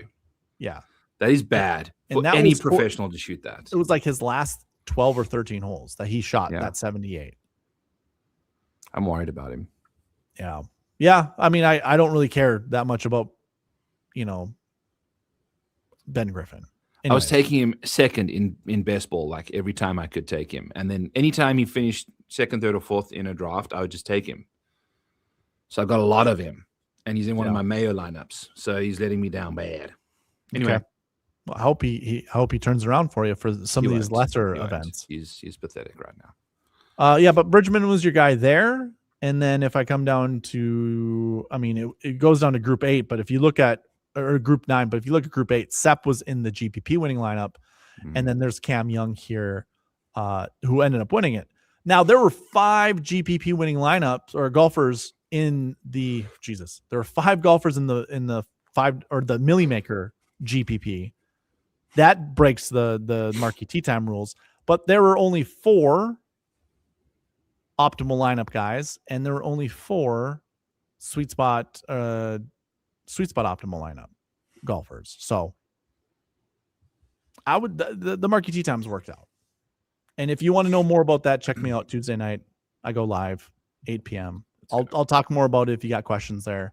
But I like to do kind of the entire review here with you, Byron, and then I like move that. on to our preview. Let's do it, man. Should we dive into sweetspotdfs.com's website there and take a look at lead-in stats that we've seen? Like, I think, how did the form versus recent, did we see, can we pull that up? Is that easy to do? Like, if we want to do something like this, there's no results here. It's okay. We don't have to recap that now. It doesn't matter anymore anyway until next year, which we'll do. So, well, here, I'm going to do this really fast. We'll go course history. You know, we were talking about top 20, right? Top 25 golfers. When we look, there's 1, 2, 3, 4, 5 that finish inside the top 20. That's pretty on par with what we were talking about before. But if you look at the names, it's Sepp Straka at 76, JT at 8,000, the Smotherman at 6,400, Fleetwood and Corey Connors. Corey Connors was in some of my good lineups, and he had a bad Sunday. If he had just had a better Sunday, I'd have made tons more money. He's the passenger, man. On Sundays, he just gets just sits on the bus and never gets off the stop. He just keeps going around. And he just doesn't remember how to just takes a snooze. He just takes a snooze around town for like a full bus driver shift until they have to get off. Here's your recent form. There's way more. You get the winner this time, and like there's no optimal lineup golfers with course history. That's what you're seeing right here with course history. Sorting by recent form, we have 3 optimal lineup guys. We have 4 GPP winners, and we have 4 sweet spot optimals. So you have. If we go to the top 25, 24 is Matt Fitzpatrick. 25 is Victor Hovland. So you have 1, 2, 3, 4, 5, 6, 7, 8 top 20s. But more importantly, all of those top 20s are also top 13s. And you've got the winner in there, second place and fifth place. So recent form. And a lot less miscuts. You know, that's a lot of yellow there compared to a lot more red if you go. That's right. History. So let's see that we won't count Colin Morikawa because that isn't a performance based. Yeah, it's a injury based. It's an injury based result.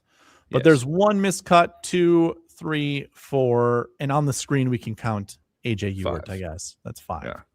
If we go by course history, we got 1, 2, 3, 4, 5, 6. Again, we won't count Morikawa.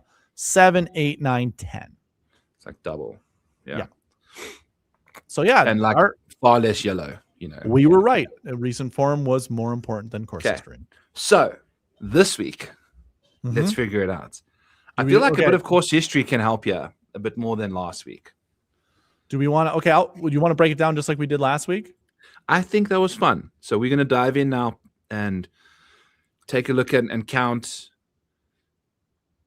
how many people are inside the top 20. So we'll start with 2025.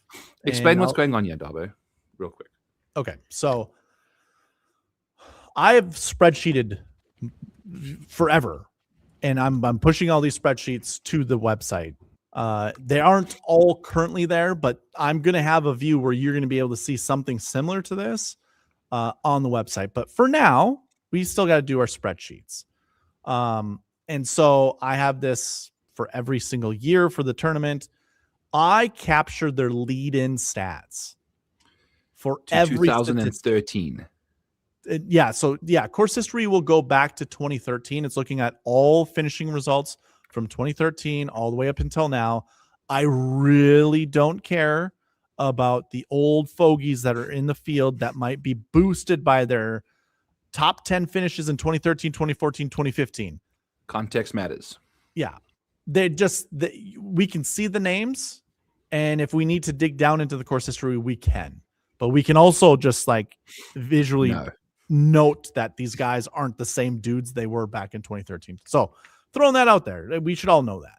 Yeah. But these are all this is lead-in stats. So we have course history, last year finish, recent form, which is all of the tournaments you see here. These are all the acronyms of the tournaments.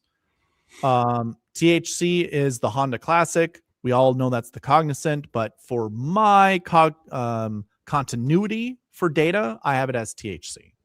I'm not gonna switch it to the Cog.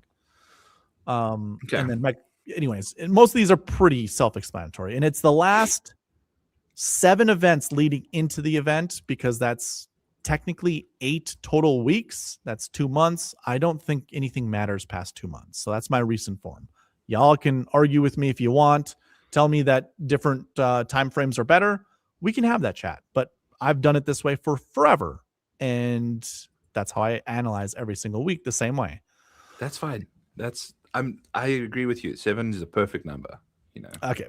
Well, I'm letting everyone know, if you do want to talk to me about it, go for it. I'm open. He loves to have a good conversation about stuff like this. So what Byron and I are doing, we started this last week. We're just looking at course history. Who has the best course history in the field, the lead-in course history? And what we're looking for are more of the green stats that come under the results of the Valspar. If you are in tune with all the colors and the little tick marks, the tick marks are optimal lineup golfers. The blue are GPP golfers in the GPP winning lineups, and then the green are the sweet spot optimals.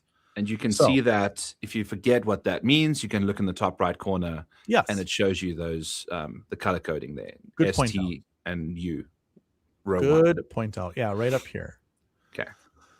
Okay. So Byron, I kind of almost looks like course history right away. Mm-hmm. That's what I was thinking. It's the Valspar. It's like what happens. Yeah. So on the screen, let's just do this. Let's just make this consistent. There's 28 golfers on the screen. Of the top 28 for course history leading into the tournament. And again, this is also context matters. If you see the same course history next to the same last year finish, last year was probably the first time they played. So just throwing that out there. It has happened before, where someone has finished 8th place 3 consecutive times in his course history. It was 8. So it's happened before. Anyways, but usually here we go. Out of 28 golfers, 1, 2, 3, 4, 5, 6, 7, 8, 9 golfers inside the top 20. Really, 7 golfers inside the top 10. That's insane. Yeah. Top 10 of the top 10 ranked course history options. Yeah. The top 28 course history golfers. We have 7 of them inside the top 10, 9 of them inside the top 20. And if we look at the names, that's a big important thing too. Lucas Glover, $8,800. He's our lowest lowest course history guy, but he finished 8th. So that was good. He was in the sweet spot optimal lineup. Riley and Hisatsune, 68, 66. So that's something to note. 6K range, look at the names. Davis Riley is a past champion, past winner on the PGA Tour. Hisatsune, I think that was it last year, his first year? Yes, I think we started realizing the water thing with him. And this was his breakout, I think. Okay. For him. Okay. Yeah, he finished 4th. But then you get Shane Lowry, Shane O'Mac, 9,400. Justin Thomas, who I think, has he won this tournament before? I don't think so. I think he lost to Victor, though, obviously, last year. Okay. He's come close a couple times. Okay. We have Corey Connors and Victor Hovland. Now, Hovland was coming into this tournament with question marks because he didn't even know where his club face was at all. He'd missed 3 cuts in a row. Yeah, coming into the week. Yeah, that's also very important to look at. So 3 cuts in a row. And then Fleetwood and Xander, $10,000 golfers. Mm-hmm. So now, nice disbursement of pricing there. Yeah, 10, 9, 8. Well, 7, pretty stars 6, and scrubby. 6. Really. No 7s, just 6. Okay. Recent form. Ooh. So again, top 7? 20. These are your top 28 golfers coming in with recent form. We have 1, 2, 3, 4, 5, 6, 7. So we had 9 course history guys that were coming in with like the best course history that finished inside the top 20. We have 7 with the best recent form coming into this event that finished inside the top 20. Now overlaps. Lucas Glover is an overlap.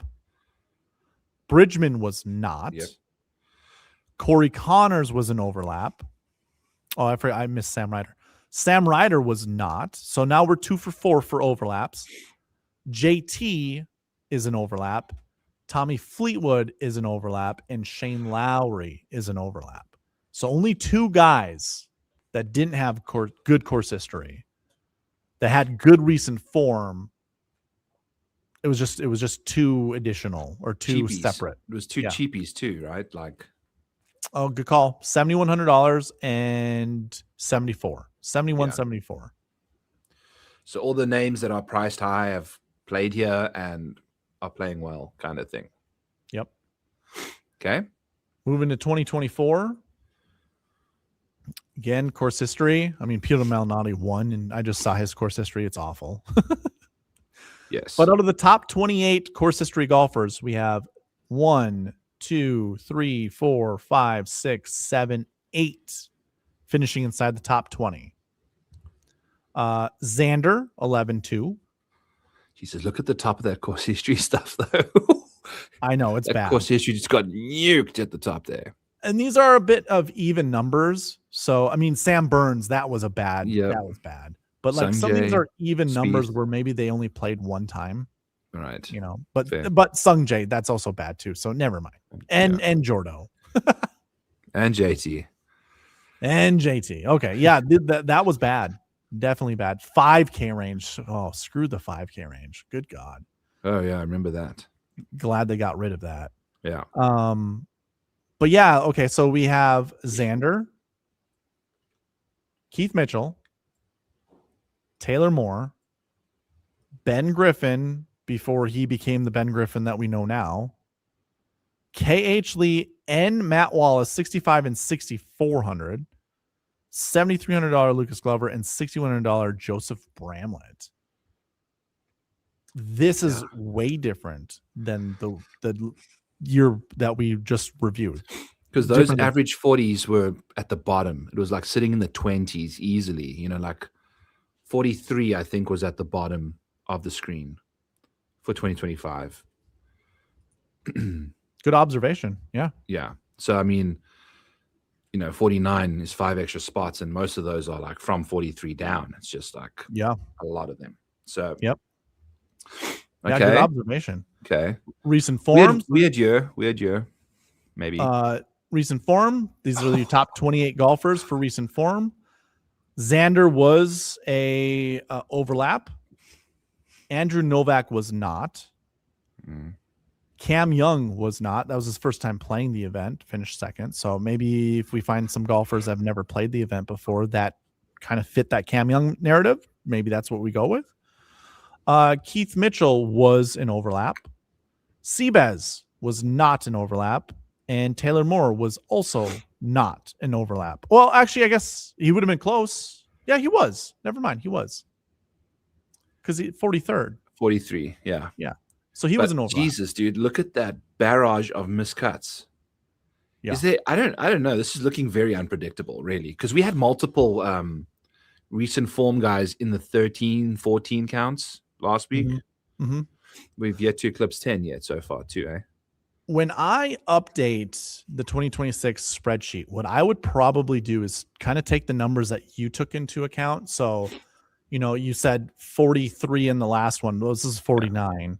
And then if we look at the bottom of this one, it's 42. So I would literally just go into here and just go filter by condition, less than or equal to 42. Yeah. And then for this other one over here, I would go filter by condition less than or equal to 49. And now I can trim away a lot of the junk. Sam Burns probably would screw me because I'd want to play Sam Burns because that looks really good. But outside of Sam Burns and Victor Perez, you could also say the same thing about Justin Thomas. But I imagine that this week, even this week, this year, to 2026 Valspar, it won't be like the Players' Championship where the GPP winner is going to be 8 points separated from the optimal lineup. I think this is going to be one of those 50 to 60 point differences between optimal and GPP. So you could get away with playing someone like JT. Not saying it's super smart, but this is nearly a 50% success rate, for top 20s. Fair. If you were to filter that way. Would you like me to go through this faster, Byron? Yeah, I think we've kind of dived into if there's a couple names that pop up as we're going, we can take a look, but we can just do some I'll just do the counts. Yeah. I'll do the counts and see if there's any overlaps. So of the top 28 in 2023 for course history, you got 1, 2, 3, 4, 5, 6, 7, 8. We're averaging on 8 golfers for course history inside the top 20. Your top 28 recent form guys, we've got 1, 2, 3, 4, 5, 6, 7. So you've got Denny McCarthy, that was an overlap. Spieth was an overlap. And so too was Justin Thomas. So you actually had 3 overlaps. Wyndham Clark was not. Taylor Moore was not. Sam Ryder was not. And neither was Adam Schenk. So there was actually more golfers this week that weren't overlaps than there were. I shouldn't even say this week. I mean this year. Yeah. So anyways, there's still enough overlaps, and it's your favorite golfers in the field. So your favorite golfers coming to the Valspar that have, good course history and recent form outside of Sam Burns in 2024 tend to play pretty well. So Xander Schauffele is just almost like an auto play. It's going to be hard for me to I want to just automatically fade him forever kind of thing, but I'm going to have to, I think we're going to have to play him, but he's going to be quite popular. And JT too. JT probably won't come in with, for me, his recent form will be 40 something. Actually, he still might be in the top for recent form with a 47. missed cut at API and then a top, 8 at the Players. He might still be in that range. So 46.5. Something to look out for there. For 2022, looking at course history, top 28 golfers, 1, 2, 3, 4, 5, 6. This is the least amount of golfers we've seen with good course history. 2022. That was also the week after the Players, which finished on Monday. All right. Thinking about that. Good observation. Maybe a lot of the course history guys didn't show up. I don't know. Just whatever. Yeah, maybe. For recent form, we have 1, 2, 3, 4, 5, 6, 7. This is the first year that recent form overtook course history. But again, we have overlap. We had JT. I don't think Shane was an overlap, right? 43 was the lowest number with course history. 44 was. Okay. Yeah. So you had JT that was overlap. You had Alex Noren that was overlap. And that would have been it. Just those 2 guys. Yeah. Okay. Last one, 2021. Last one. Yeah. So, oh my God, 4 golfers with course history. Now, this is coming back from COVID. So that might be something to consider. Maybe this is just something we ignore. Yeah. I think we can. Yeah. I mean, the whole COVID, coming back from COVID, recent form reigns supreme on everything. Yeah. So, all right. So we'll ignore 2021. But I guess what I get from it, Byron, is, I mean, the only thing I care about now is getting the best course history and recent form golfers in a lineup together. I'm probably going to look at least 3 golfers that are in the top of course history and recent form. Yeah. Which you'd say is like the top, 45 average / top 30. Yeah. Top 28. Let's do this. Okay, I like it. I think, yeah, we're just looking for a nice complete package this week with a nice matchy of form and history. I think, we can expect a couple guys to really pop hard, like you mentioned. JT is interesting, man, because I didn't expect him to do anything like he did this week. So that'll be fun. I think he's a fantastic option this week. I wonder what they're going to There's price going to be some turmoil too, by the way, because like, good luck finding these guys that missed the cut. The landmines, yeah. Because some of these guys do look like safe plays, or at least look like they would be good plays. Is it the price? Is it like, obviously the cheaper you get? Yeah, I'm gonna put a filter on this, and we can just view the last couple. Because the fake form fake form cheap guys seem to be the biggest issue. But again, I don't even know.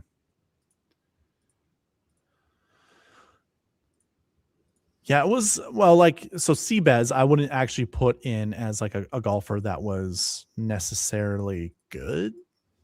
Yeah, just fine, playing fine. So I'm pretty much, taking that high number, the highest number that we saw for course history, and the highest number we saw in recent form on both on the same page. So 2025, your guys that missed the cut were Ben Griffin. He had missed these are indicators too. He had missed the cut at Players Championship. So did Seabez. That's not the same story for Bramlett or Taylor Moore. But Bramlett's one finish that he had leading into the event was not even recent form. That's recent. Technically, fake. That's great because this is context. Yeah. We're looking at the context. Yeah. But yeah, so outside of Taylor Moore's really so that's like one guy that doesn't fit any things that we can see. I like that player thing a lot. JT missed the cut at the Players, finished 64th. Okay. Yeah. Okay. I see what you're saying. I was like, what do you mean? I got it. Victor Perez, another guy, Puerto Rico Open that played. So just not good enough to play the Players. And Sam Burns, again, the only one that I'm going to find to be troubling is going to be the Sam Burns from 2024. Yeah. 43 and 48. Okay. I love this. I'm curious what the player situation looks like. Yeah, again.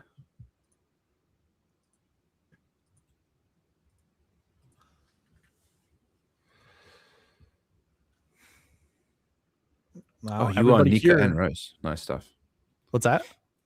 I'm just reading the chat while you're filtering through. What's up, FFG? Yeah, I guess for this, I'm going to move this to 44. Doesn't change anything. No missed cuts here for the Players. And our missed cuts were Brandon Wu and Zach Johnson. Yeah. Brandon Wu. I don't ever remember him being. I do remember playing him a lot in DFS, but I don't remember him really being $8,500 Brandon Wu. Yeah, that's what I'm saying. I don't remember him ever being a golfer that would be an $8,500 golfer. This may have been the event that killed him. I don't think was he ever more than that ever. I mean, I could look it up, but I mean, we're talking about Brandon Wu. I don't think we need to. Wu. Yeah, no. Who? Yeah. Who? And this is 2022, which is kind of your off year anyways. Yeah. I just want to see TPC stuff. Jeez. Abe Answer, Kokrak, and Von Taylor. Everyone made the cut there. Course history guys just cleaned up at the Players. Yeah. So yeah, that's kind of the deep dive when it comes to which golfers. It's not just one area. I think we got to find a combo of what we're looking for. You know what I can do? I did update this so we can look at let's just do course history 1 and 2 and maybe 3 and recent form 1, 2, and 3. Beautiful. 3 might be 3 is too much. We're not going to do 3. We're going to do 1 and 2 and 1 and 2.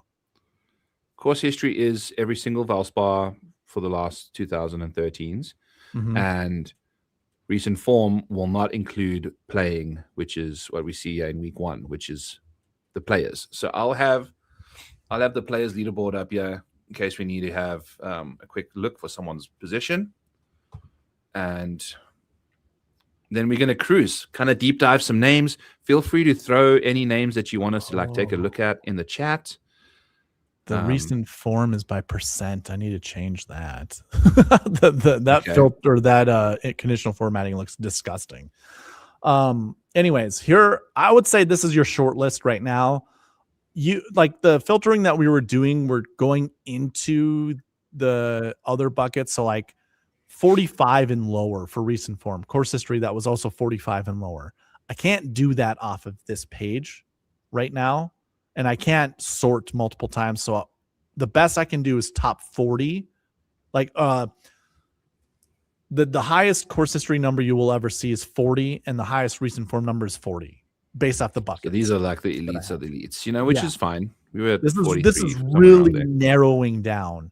And just to visualize that for people, basically what I was doing, instead of going this 44, I'd have to go to 40. Yeah. And instead of this 41, I'd have to go to 40, which I don't know if that removes yet. So it does remove golfers, but hey, it narrows out a lot. It narrows in on the really good golfers. All right, Byron. I feel like I need to do this now. Okay. OCD kicking in, Darbo. But it's just like, if this is one of those things that the rules we can use to really narrow in and find good golfers. I mean, 3 GPP winning golfers were right here when we narrow it down. 2 were in 2025. I don't have it for 2023, it looks like. I mean, look at this. Okay, so we get rid of one other top 20, but yeah. That's so close. 40.2. Yeah. Okay. I mean, so those are the magic names. Yeah. So I guess that's a perfect segue to talk about some of the golfers that we like for this week. Xander, we kind of already knew was going to be up there. Hovland actually fits that also. So does Jordan Spieth, Satsune, Sahith, and Keith Mitchell. Here's what I really want to do, Byron. Who's going to miss the cut? 2 of these guys who are going to miss the cut. Jordan has to be part of that package. You think so? Yeah, and I think I can see Keith Mitchell missing the cut there. So did Rio miss the cut this last? Out of these golfers, who missed the cut? I don't have the. Did anybody? I don't know if anybody did. Jordo had a good finish. Hovland made Keith the cut. Played the weekend. Rio finished 13th to this. Rio finished 13th at the Players. We were chatting in the Discord, and Rio showed up, and I think Rio is 51-1. I think I'm going to bet that number right now because that form is really good coming in, and the course history is super solid, for Rio, and that's a very fair number. 66-1 earlier. God damn it. Anyway, whatever. All right.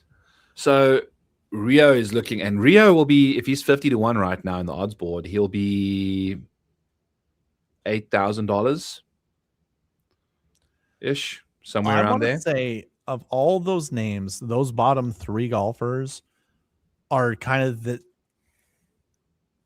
I don't think any one of them's the Brandon Wu of 2022 or whenever that year was, but I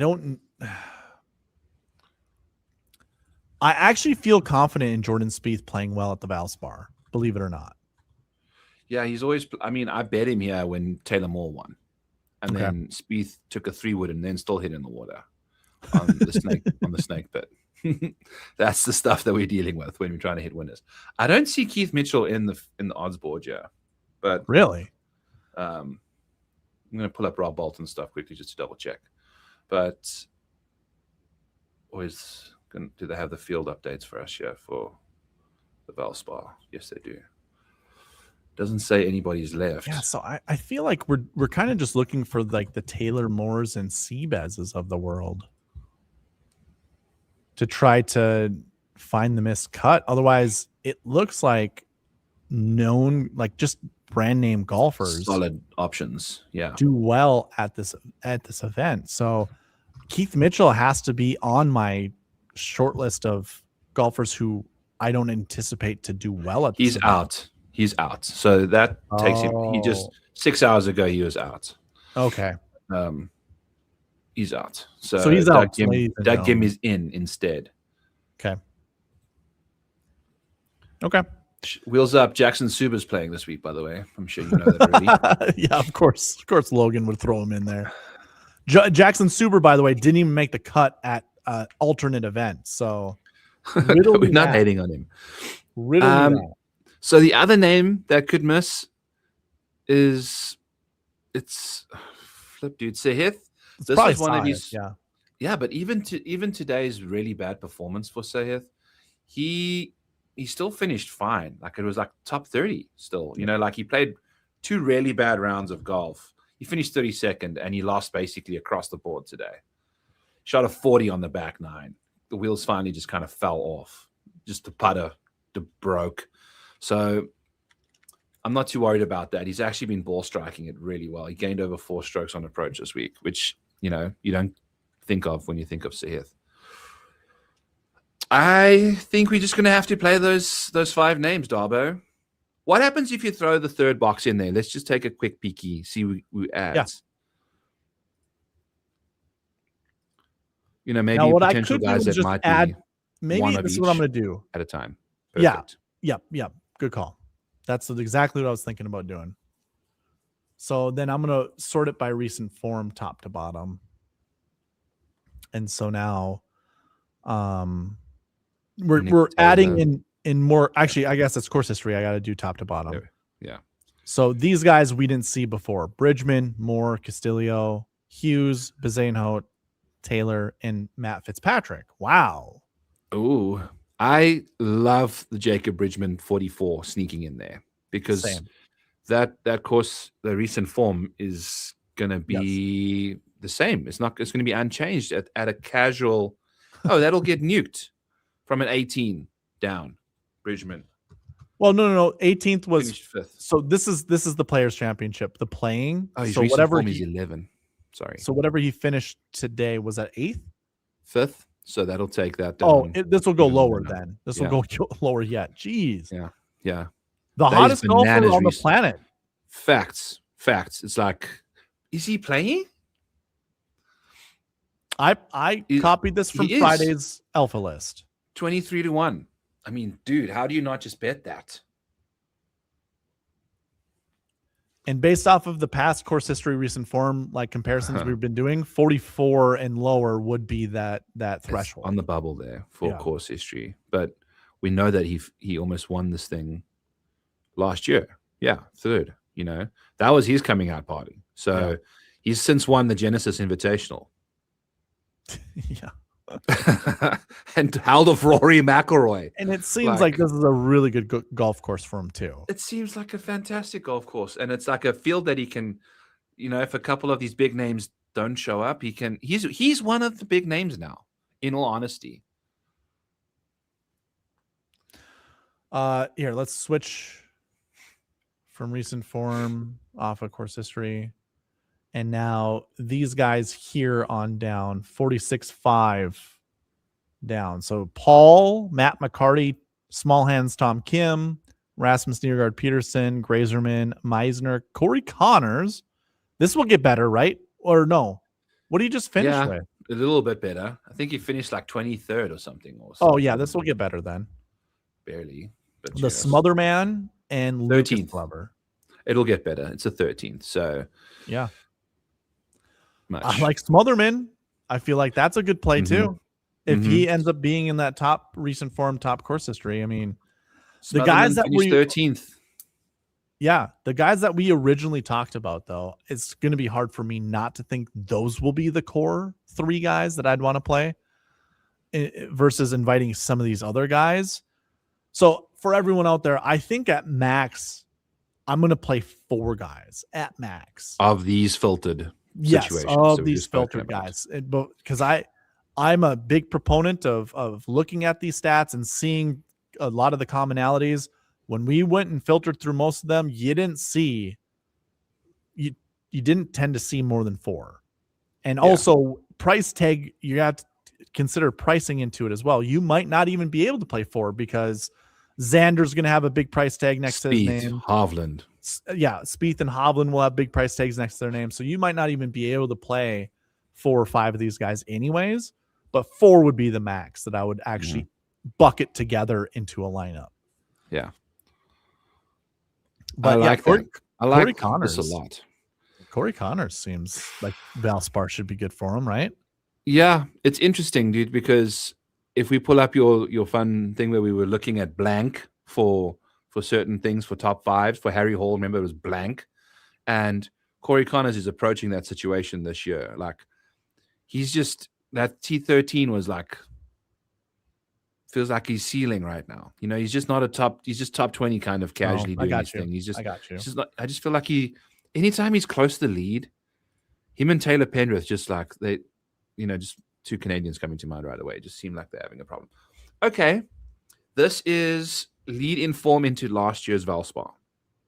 The strokes gained stats, yeah. Strokes gained. Yep. And I'm immediately seeing approach play as probably one of the better indicators of success.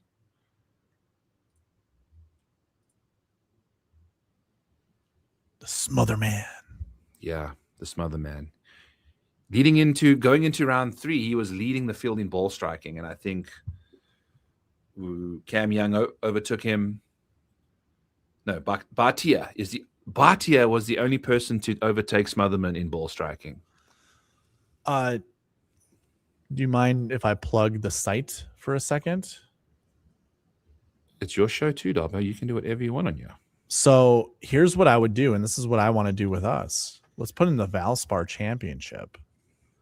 Man, you are talking really dirty to me right now. I'm kind of liking this. What you do, like your tone just went like a low, and you're like, "This is what I want to do with us." I'm like, okay, I'm here for this. I can be convinced. Okay. We're gonna go ahead and put in the lead-in data, looking into last year's Valspar. Oh my God. You know what? I'm probably not going to be able to do this the way I want to do it. We'd have to wait until I update this. Yeah. Okay. Sorry. We're just going to be missing the players, right? The golfers from the players is up in this little box, and this would be very helpful to use if like we were looking at lead-in data for the Valspar. Because, okay, we can still do this to some extent. These stats here are their lead-in. No, it's not. Sorry. I'd have to go to the bucket system. All right, I've lost the plot. We're moving on. I liked where we were earlier, where we just were full. What were we looking at now? Yeah, like this. What is this? Okay. This is the cheat sheet for next week. Under strokes gained last year, we're looking at the 365 days of strokes gained stats leading into this next week's event. Yeah. So it is from last Valspar until this Valspar, pretty much. And what are we filtered on? We are see sorted, so many, like 20 names. So the filters we still have are favorite course history and recent form golfers. And then we are looking at the strokes gained stats leading in. So we're sorted by strokes gained approach. Your best approach players heading into. All right, but that's just for these guys we filtered on now. Do we not want to have like the whole field and take a peek at like the positions for that year? Sure. Filter by the positions. Filter by the position. Oh, I see what you're saying. To see like overall wise. I'd have to go to here and let's see what we can click. Go back there. Let's see. Maybe there's a button that like we can just filter by. But I don't have this by year. This is for next week's field. So I wouldn't be able to look at 2025, 2024 or anything like that. Yeah, you're right. This is just like, which golfers are coming in with the best strokes gained approach in next week's field. Yeah. So you have your course history and your recent form. I like to do strokes gained total. Mm-hmm. A lot of times you're not going to find golfers with negative strokes gained stats inside the top 10 or top 20 of most events. Tomorrow, this will be updated. This little box up here, you'd be able to see the lead-in data heading into the Valspar. And you know what? There's something that I'm going to have to do in the future. I'll build a tool where you can put a field, load it here, and then look at what their lead-in data was heading into the event. Okay.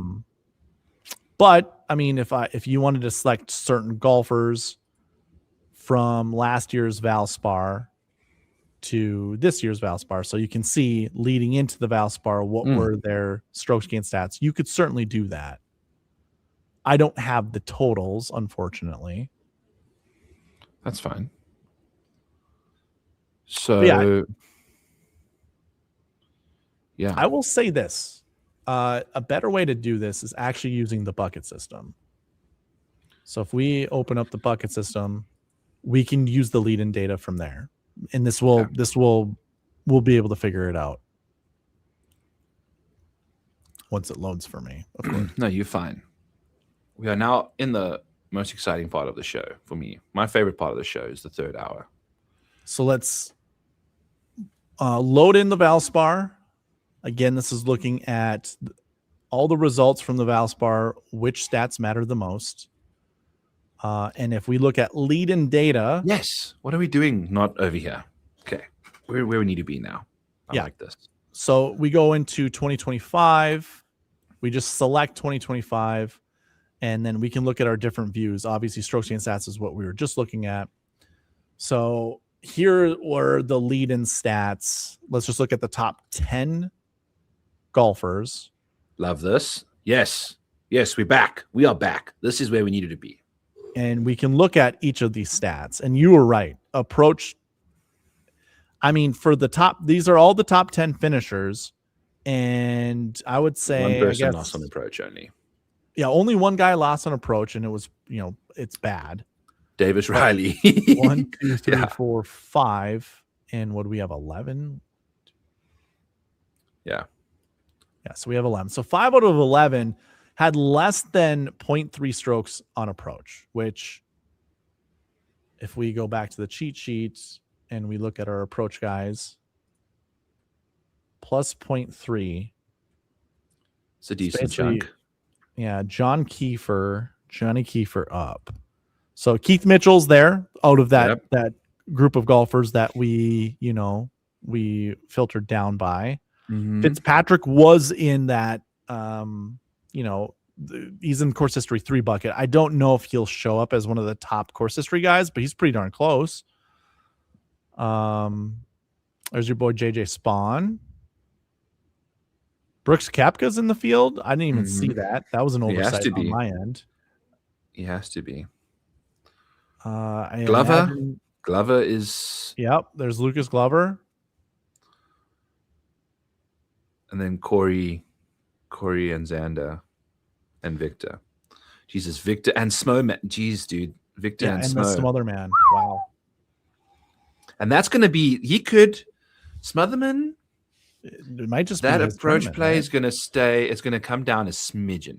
He gained 1.07 on approach this week, but that off the tee number is going to get jacked up a lot.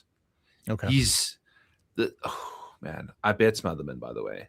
Good. Good. Before this, put it in the Discord. He was at 80-1, and he's now 67. Jesus, it just flies. These odds, when they come out right away, you've got to pounce on them because you get some ridiculous numbers. Okay. 2024. Oh, 5K range. Screw the 5K range. Don't make enemies you need to make. That's in the past now. 1, 2, 3, 4 that were not positive on approach, but this is not a very good approach. You got to go. Yeah. I mean, here's where KHD barely gained as well. Context matters, so we can clear out the finishing positions and just really see how many golfers had good. I went off the tee. My bad. I meant to do approach. I sorted by off the tee, but here we go. There were still 3 people I think that lost on approach, if inside the top 10 this week. In Okay. 2024. I mean, our top guy on approach was Lucas Glover. That's an Austin Smotherman to me. Like, I bet you Smotherman, he might actually be in the 8K range this week. He might be. What was he last week? It just depends on how strong the field is this week. And we actually have a pretty strong strength of field. I'm going to double check that. I just looked. I think it's 370 is what the projected strength of field is. And you can kind of see that up here. Yeah, 370 for strength of field. I'm missing 3 golfers. I don't know how to find those golfers. It's some of the WDs or people like Suba that just got added in randomly or something. Gotcha. But not an issue right now on a Sunday night. I don't know if Retail Ripper's still in either of our chats. I'm just gonna do this really quick. Golf course stats for the Valspar. He asked which type of shot shapes matter here more than others. Ooh. I have fades being the primary shot shape that is preferred. Doesn't have to, it's not necessary, but preferred. So he just wanted to know that off the top. Again, this is available at sweetspotdfs.com. That's right. That is right. But going back, so for the Valspar, your average strength of field is 345. Wow. It's got some big names, man. Yeah, last year was 427, and then was 339, 200 when Taylor Moore won in 2023. Right at that number we're at now. 373 is where Sam Burns won, 392, Sam Burns, 322, 3. Yeah, so it's actually Sam Burns, back to back. Yeah, it's actually right here in that 370 strength of field. Nice. And remember, these fields are smaller. Yeah, this will be 120 golfers or 120 golfers. 133, I guess, is going to be this week. Oh, they're starting to increase them as the days get longer. With you, whatever. Okay. Anyways. So approach, I mean, Smotherman is, that's just absolutely yes. And Victor is doing it again on approach. Let's do the top 10 and go through all the years quickly and just double check. All right. Sorry. So do you want to do 10. That? Yeah.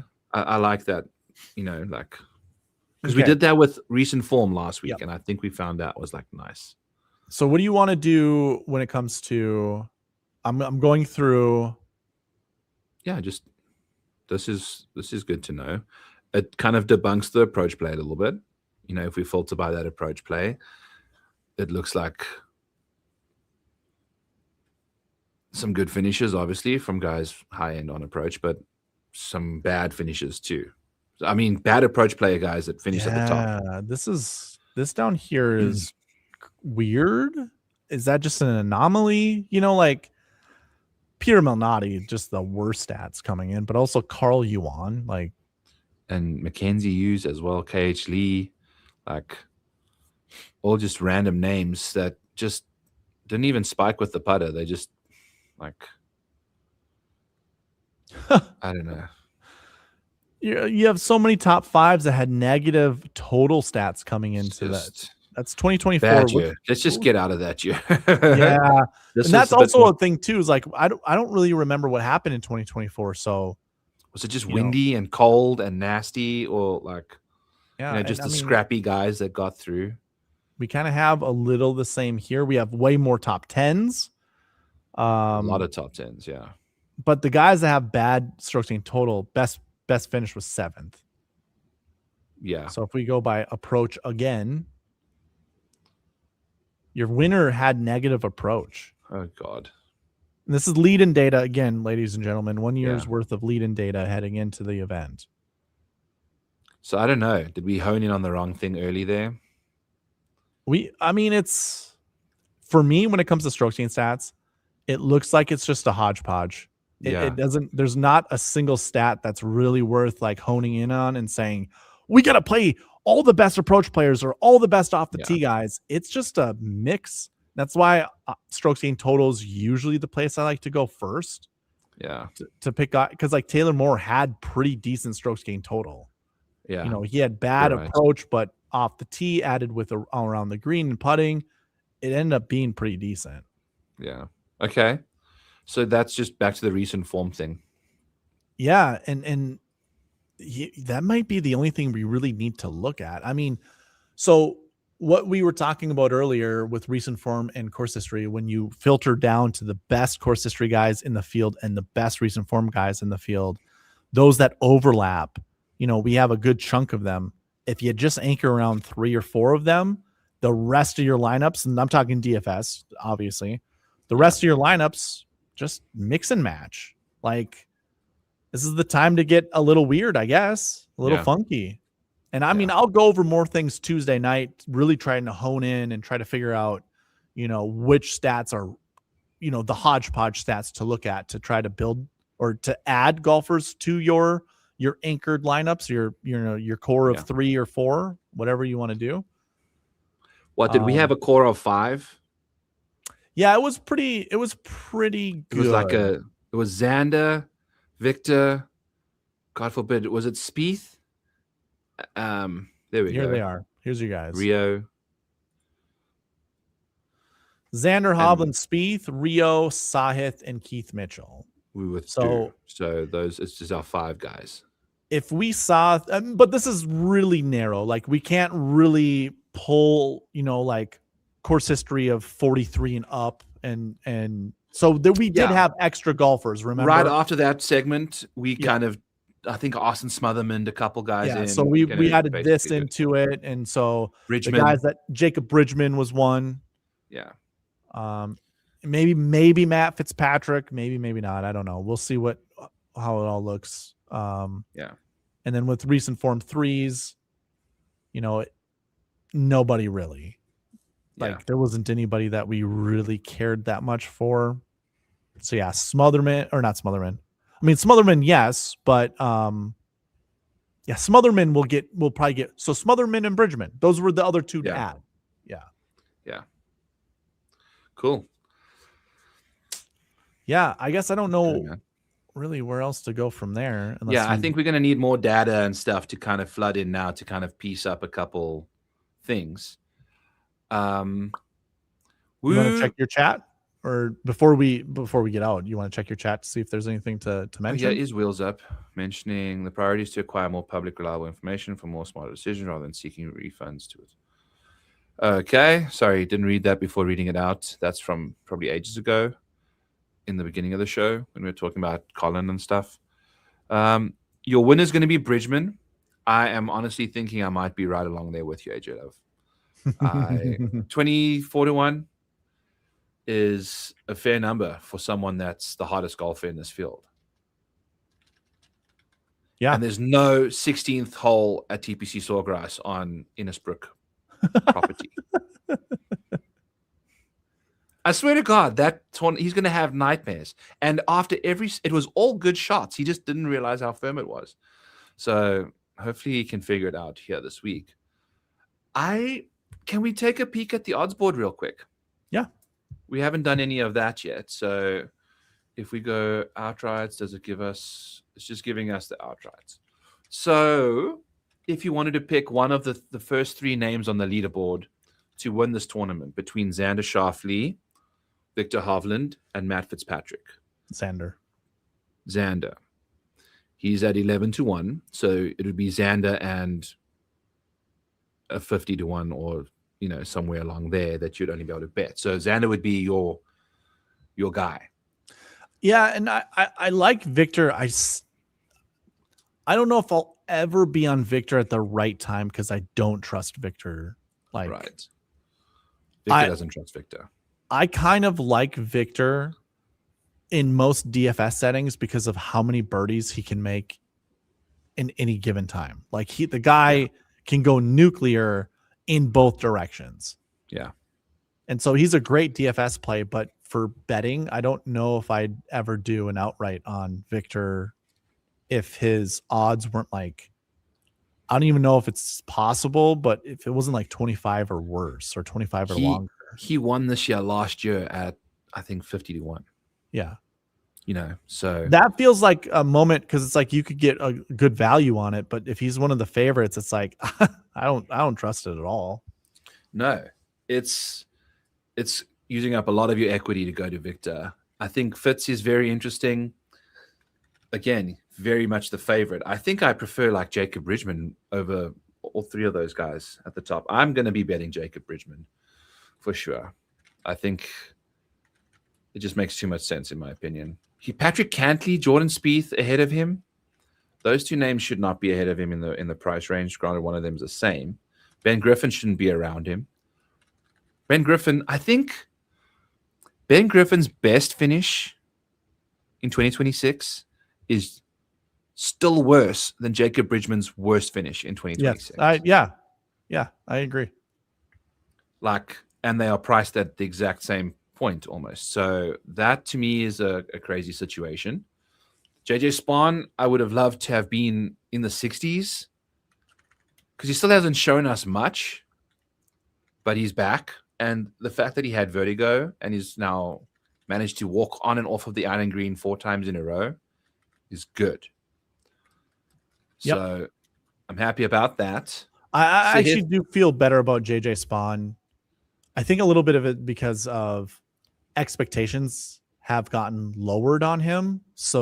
And the price at the same time. That's right. Simultaneously. And now it's like, okay, this is exactly where the JJ Spawn I thought he should be.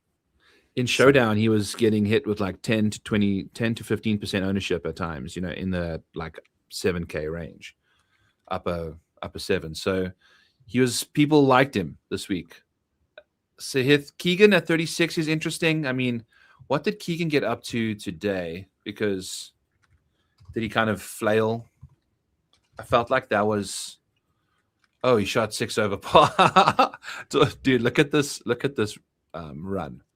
Hey, Keegan is one of the main golfers that tanked all of my winner take alls. I literally Saturday was winning $360 with Keegan being the caboose on most of those lineups, only for him to come into round 4 and just completely dick my chances of winning money. He shot 77 in the round 1 and made the cut. Yeah. After doing he went nuclear. 66 on with the bogey on the first hole. He shot freaking 7 under par in the 17 holes after that. Then played fantastic again, shot another 68 on Saturday. Pretty much flawless golf. Nothing like no shot he lost more than over half a stroke on. Just good golf. Sunday, disastrous. Bloodbath. So which part of the Keegan do we get? I think you probably still play Keegan Bradley like in round 1 leader markets. I don't think you can trust him for a full 4 rounds right now. Okay. Sorry. Keep cruising down the board here. I do just like Bridgman so much that he's going to be the majority of who I go with, but the fact that like a Nikolai Højgaard is here as well at 30-41 is these are probably going to be some guys we like as well in the 8K range. These are 8K golfers here. Oh yeah. Brooksy is going to be right in that 8K range. You think so? I think he's earned 9,200. Well, upper 8s for sure. What is 1, 2, 3, 4, 5, 6, 7, 8, 9, 10, 11? Like, is the 11th highest price guy in the 9K range? If I could do Xander at like 11 to 11.3, Jordo at I wouldn't be able to do Jordo. It's either Jordo or Brooksy at 92, and then I could drop down into the 8K range maybe, and where Smotherman's gonna be. Ooh, I like that. Sounds nice. And Rio, Rio and Smotherman are gonna be for sure 7Ks. If Smotherman's a 7K golfer, sign me up. I love that. Yeah. Where's Bridgman gonna be? Do you think he's a 9K golfer now too? 23-1. He's 8th. Yeah, he'll be like low 9s. Is what? Damn it. The salary for DraftKings is gonna go like this. It's gonna be Xander at 11.3. It'll be Victor at 10.2, and then it'll go right into the 9K range. I think so. Yeah. Because it's the Valspar. I think they did something similar to this last year. It's going to be annoying. Interesting. So, I don't know. Because, the thing is, when you see like an 11-1 favorite, is that going to get you into the Let's look here. I actually had I'm 4 curious. 10Ks last year, and the highest price guy was 10.8. God, Okay. if they did that this year, I will love it. It'll make lineups so much fun to build. Valspar Championship 2025. I'm at the wrong one. Yeah. There we go. Okay. Valspar. But this is like the tool you can find in the Model Maniac Patreon, by the way. Here is 2025's Valspar to win the tournament, the shortest odds. You said who was what price? What was 2025's highest price guy?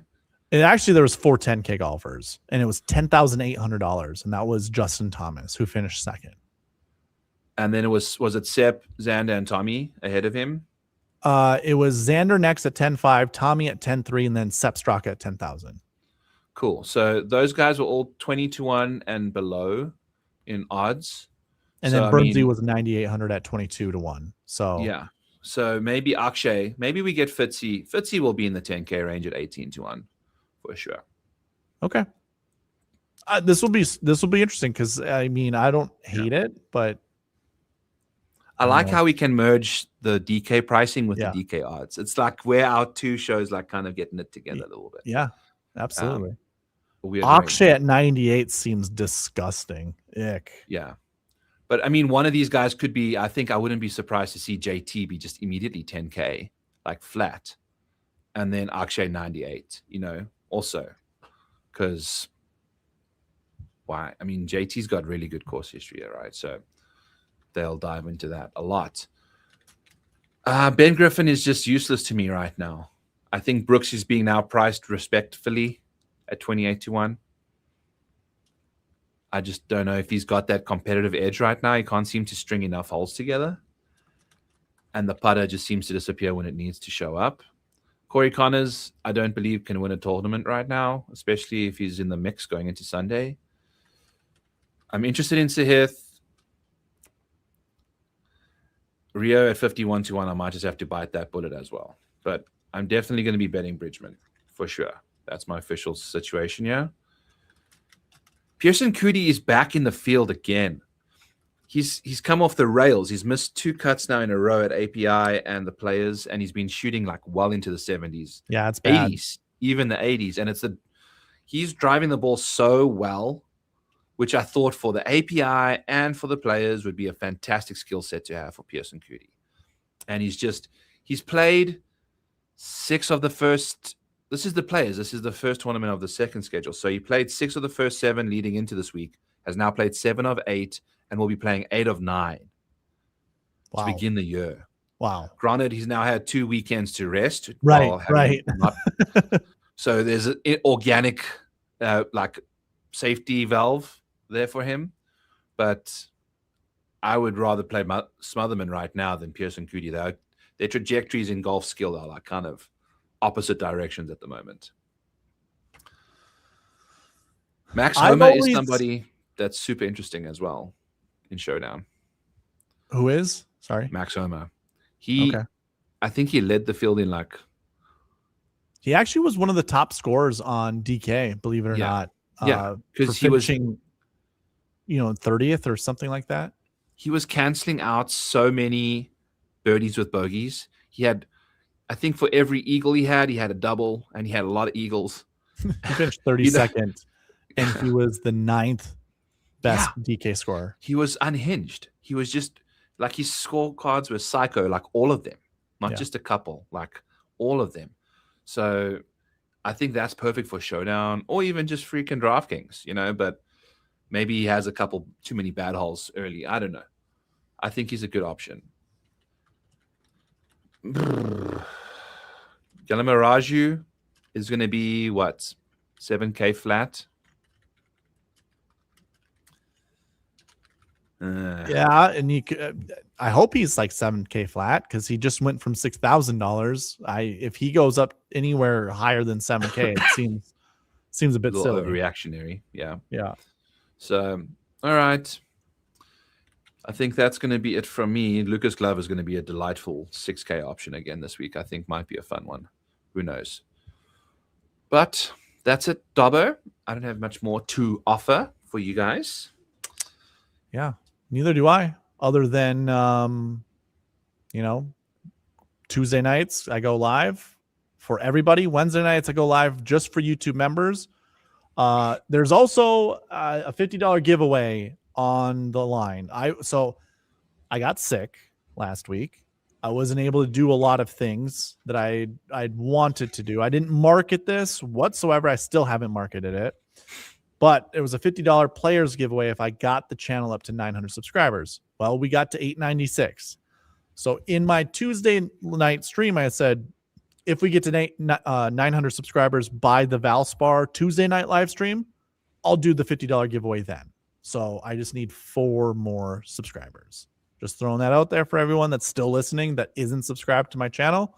Go do that. If you're not subscribed, if you're subscribed to my channel, not subscribed to Byron's channel, please go subscribe to his channel. He's a wonderful personality and a plethora of information. Well, thank you, Darbo.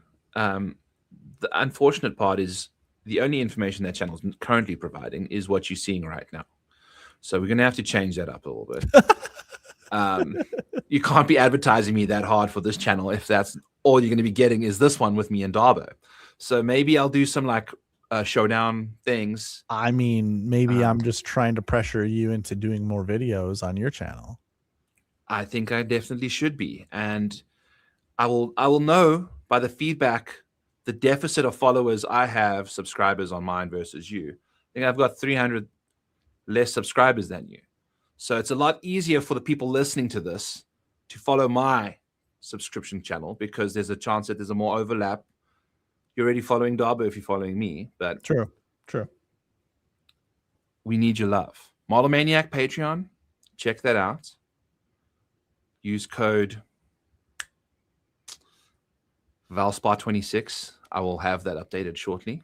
Okay. Haven't put that out yet, but that'll be the code this week. I will say this. I'll actually put this out there. This would be the time to do I mean, I should have said this during the players, but it would be the time to do a monthly subscription to sweetspotdfs.com because then it goes all the way through the Masters. Yes. Masters is April 9th, so you would get it for that full month. You'd be able to do all your Masters research right now because you can look at multiple events, even ones that haven't happened yet, and kind of look into which golfers might be, primed to be playing then. You can look at all the recent form stuff. You can look at all the course history stuff. Get a head start on your research. Yeah. I will preface this with once we start getting closer there, I'm going to be just nonstop talking about second place finishes or better in majors. That's like my golden rule for majors. Yeah. And on Sweet Spot DFS, you can go in there and filter for just the 4 majors and see who's had a finish in a major. That's a top 2 because at the Masters, it's like an 85% hit rate for people to have won the Masters who have either finished second or won a major beforehand. Like it just makes sense. Pedigree shows up there. Same for the Open Championship. I imagine our course history, recent form conversations, we probably know course history is going to reign supreme. I can tell you now, Patrick Reed is going to be in a lot of my lineups. Because he's cheap. Oh, I hope he's like $7,800 at the Masters because then he'll probably be low 8s even. If he's in the $8,000 range, it's going to be nonstop tapping that guy's butt. 84 is going to be a hard line for me. I feel like not when you filter by recent course history on Patrick Reed at the Masters. True. It's one of the best. It's like probably just behind Scotty. I also think the trends that head into the Masters, he already has those trends of winning early in the year, and then so he could play like Pearson Coody for the next 4 weeks and still check all of those boxes by the time he gets there. So, and he's probably playing the best golf he's played in a long time. Oh yeah, coming into the Masters, and he was a 3-putt from 8 feet away on 15. 13. The first par 5 on the back 9. He had an 8-footer for eagle. and walked off with a par. Oof. He sinks that 8-footer. He's in a playoff, man. Mm. Like, that's how close Patrick Reed was to winning the Masters last year. You don't even remember any of that because of all the other shit that happened. That's right. That's you know, true. like, so thought I'd just mention that. I've already bet Patrick Reed at like 80-1 to win the Masters. Nice. Very nice. 80-1's what, like 7K price tag? So, okay, enough waffling from me. I can see Eric wants to get the hell out of you. I'm assuming you guys do too. Follow us everywhere you can. Love up on us. Hit the like, hit the subscribe. Yes. Tell somebody about us. We need Hell yeah. to just tell somebody. You have to tell somebody something. Tell them about us. And we can't wait to have them in the chat here next year. Heck yeah. Next week. Next week, not next year. This week. All right, friends. We'll catch you guys. All right, everyone.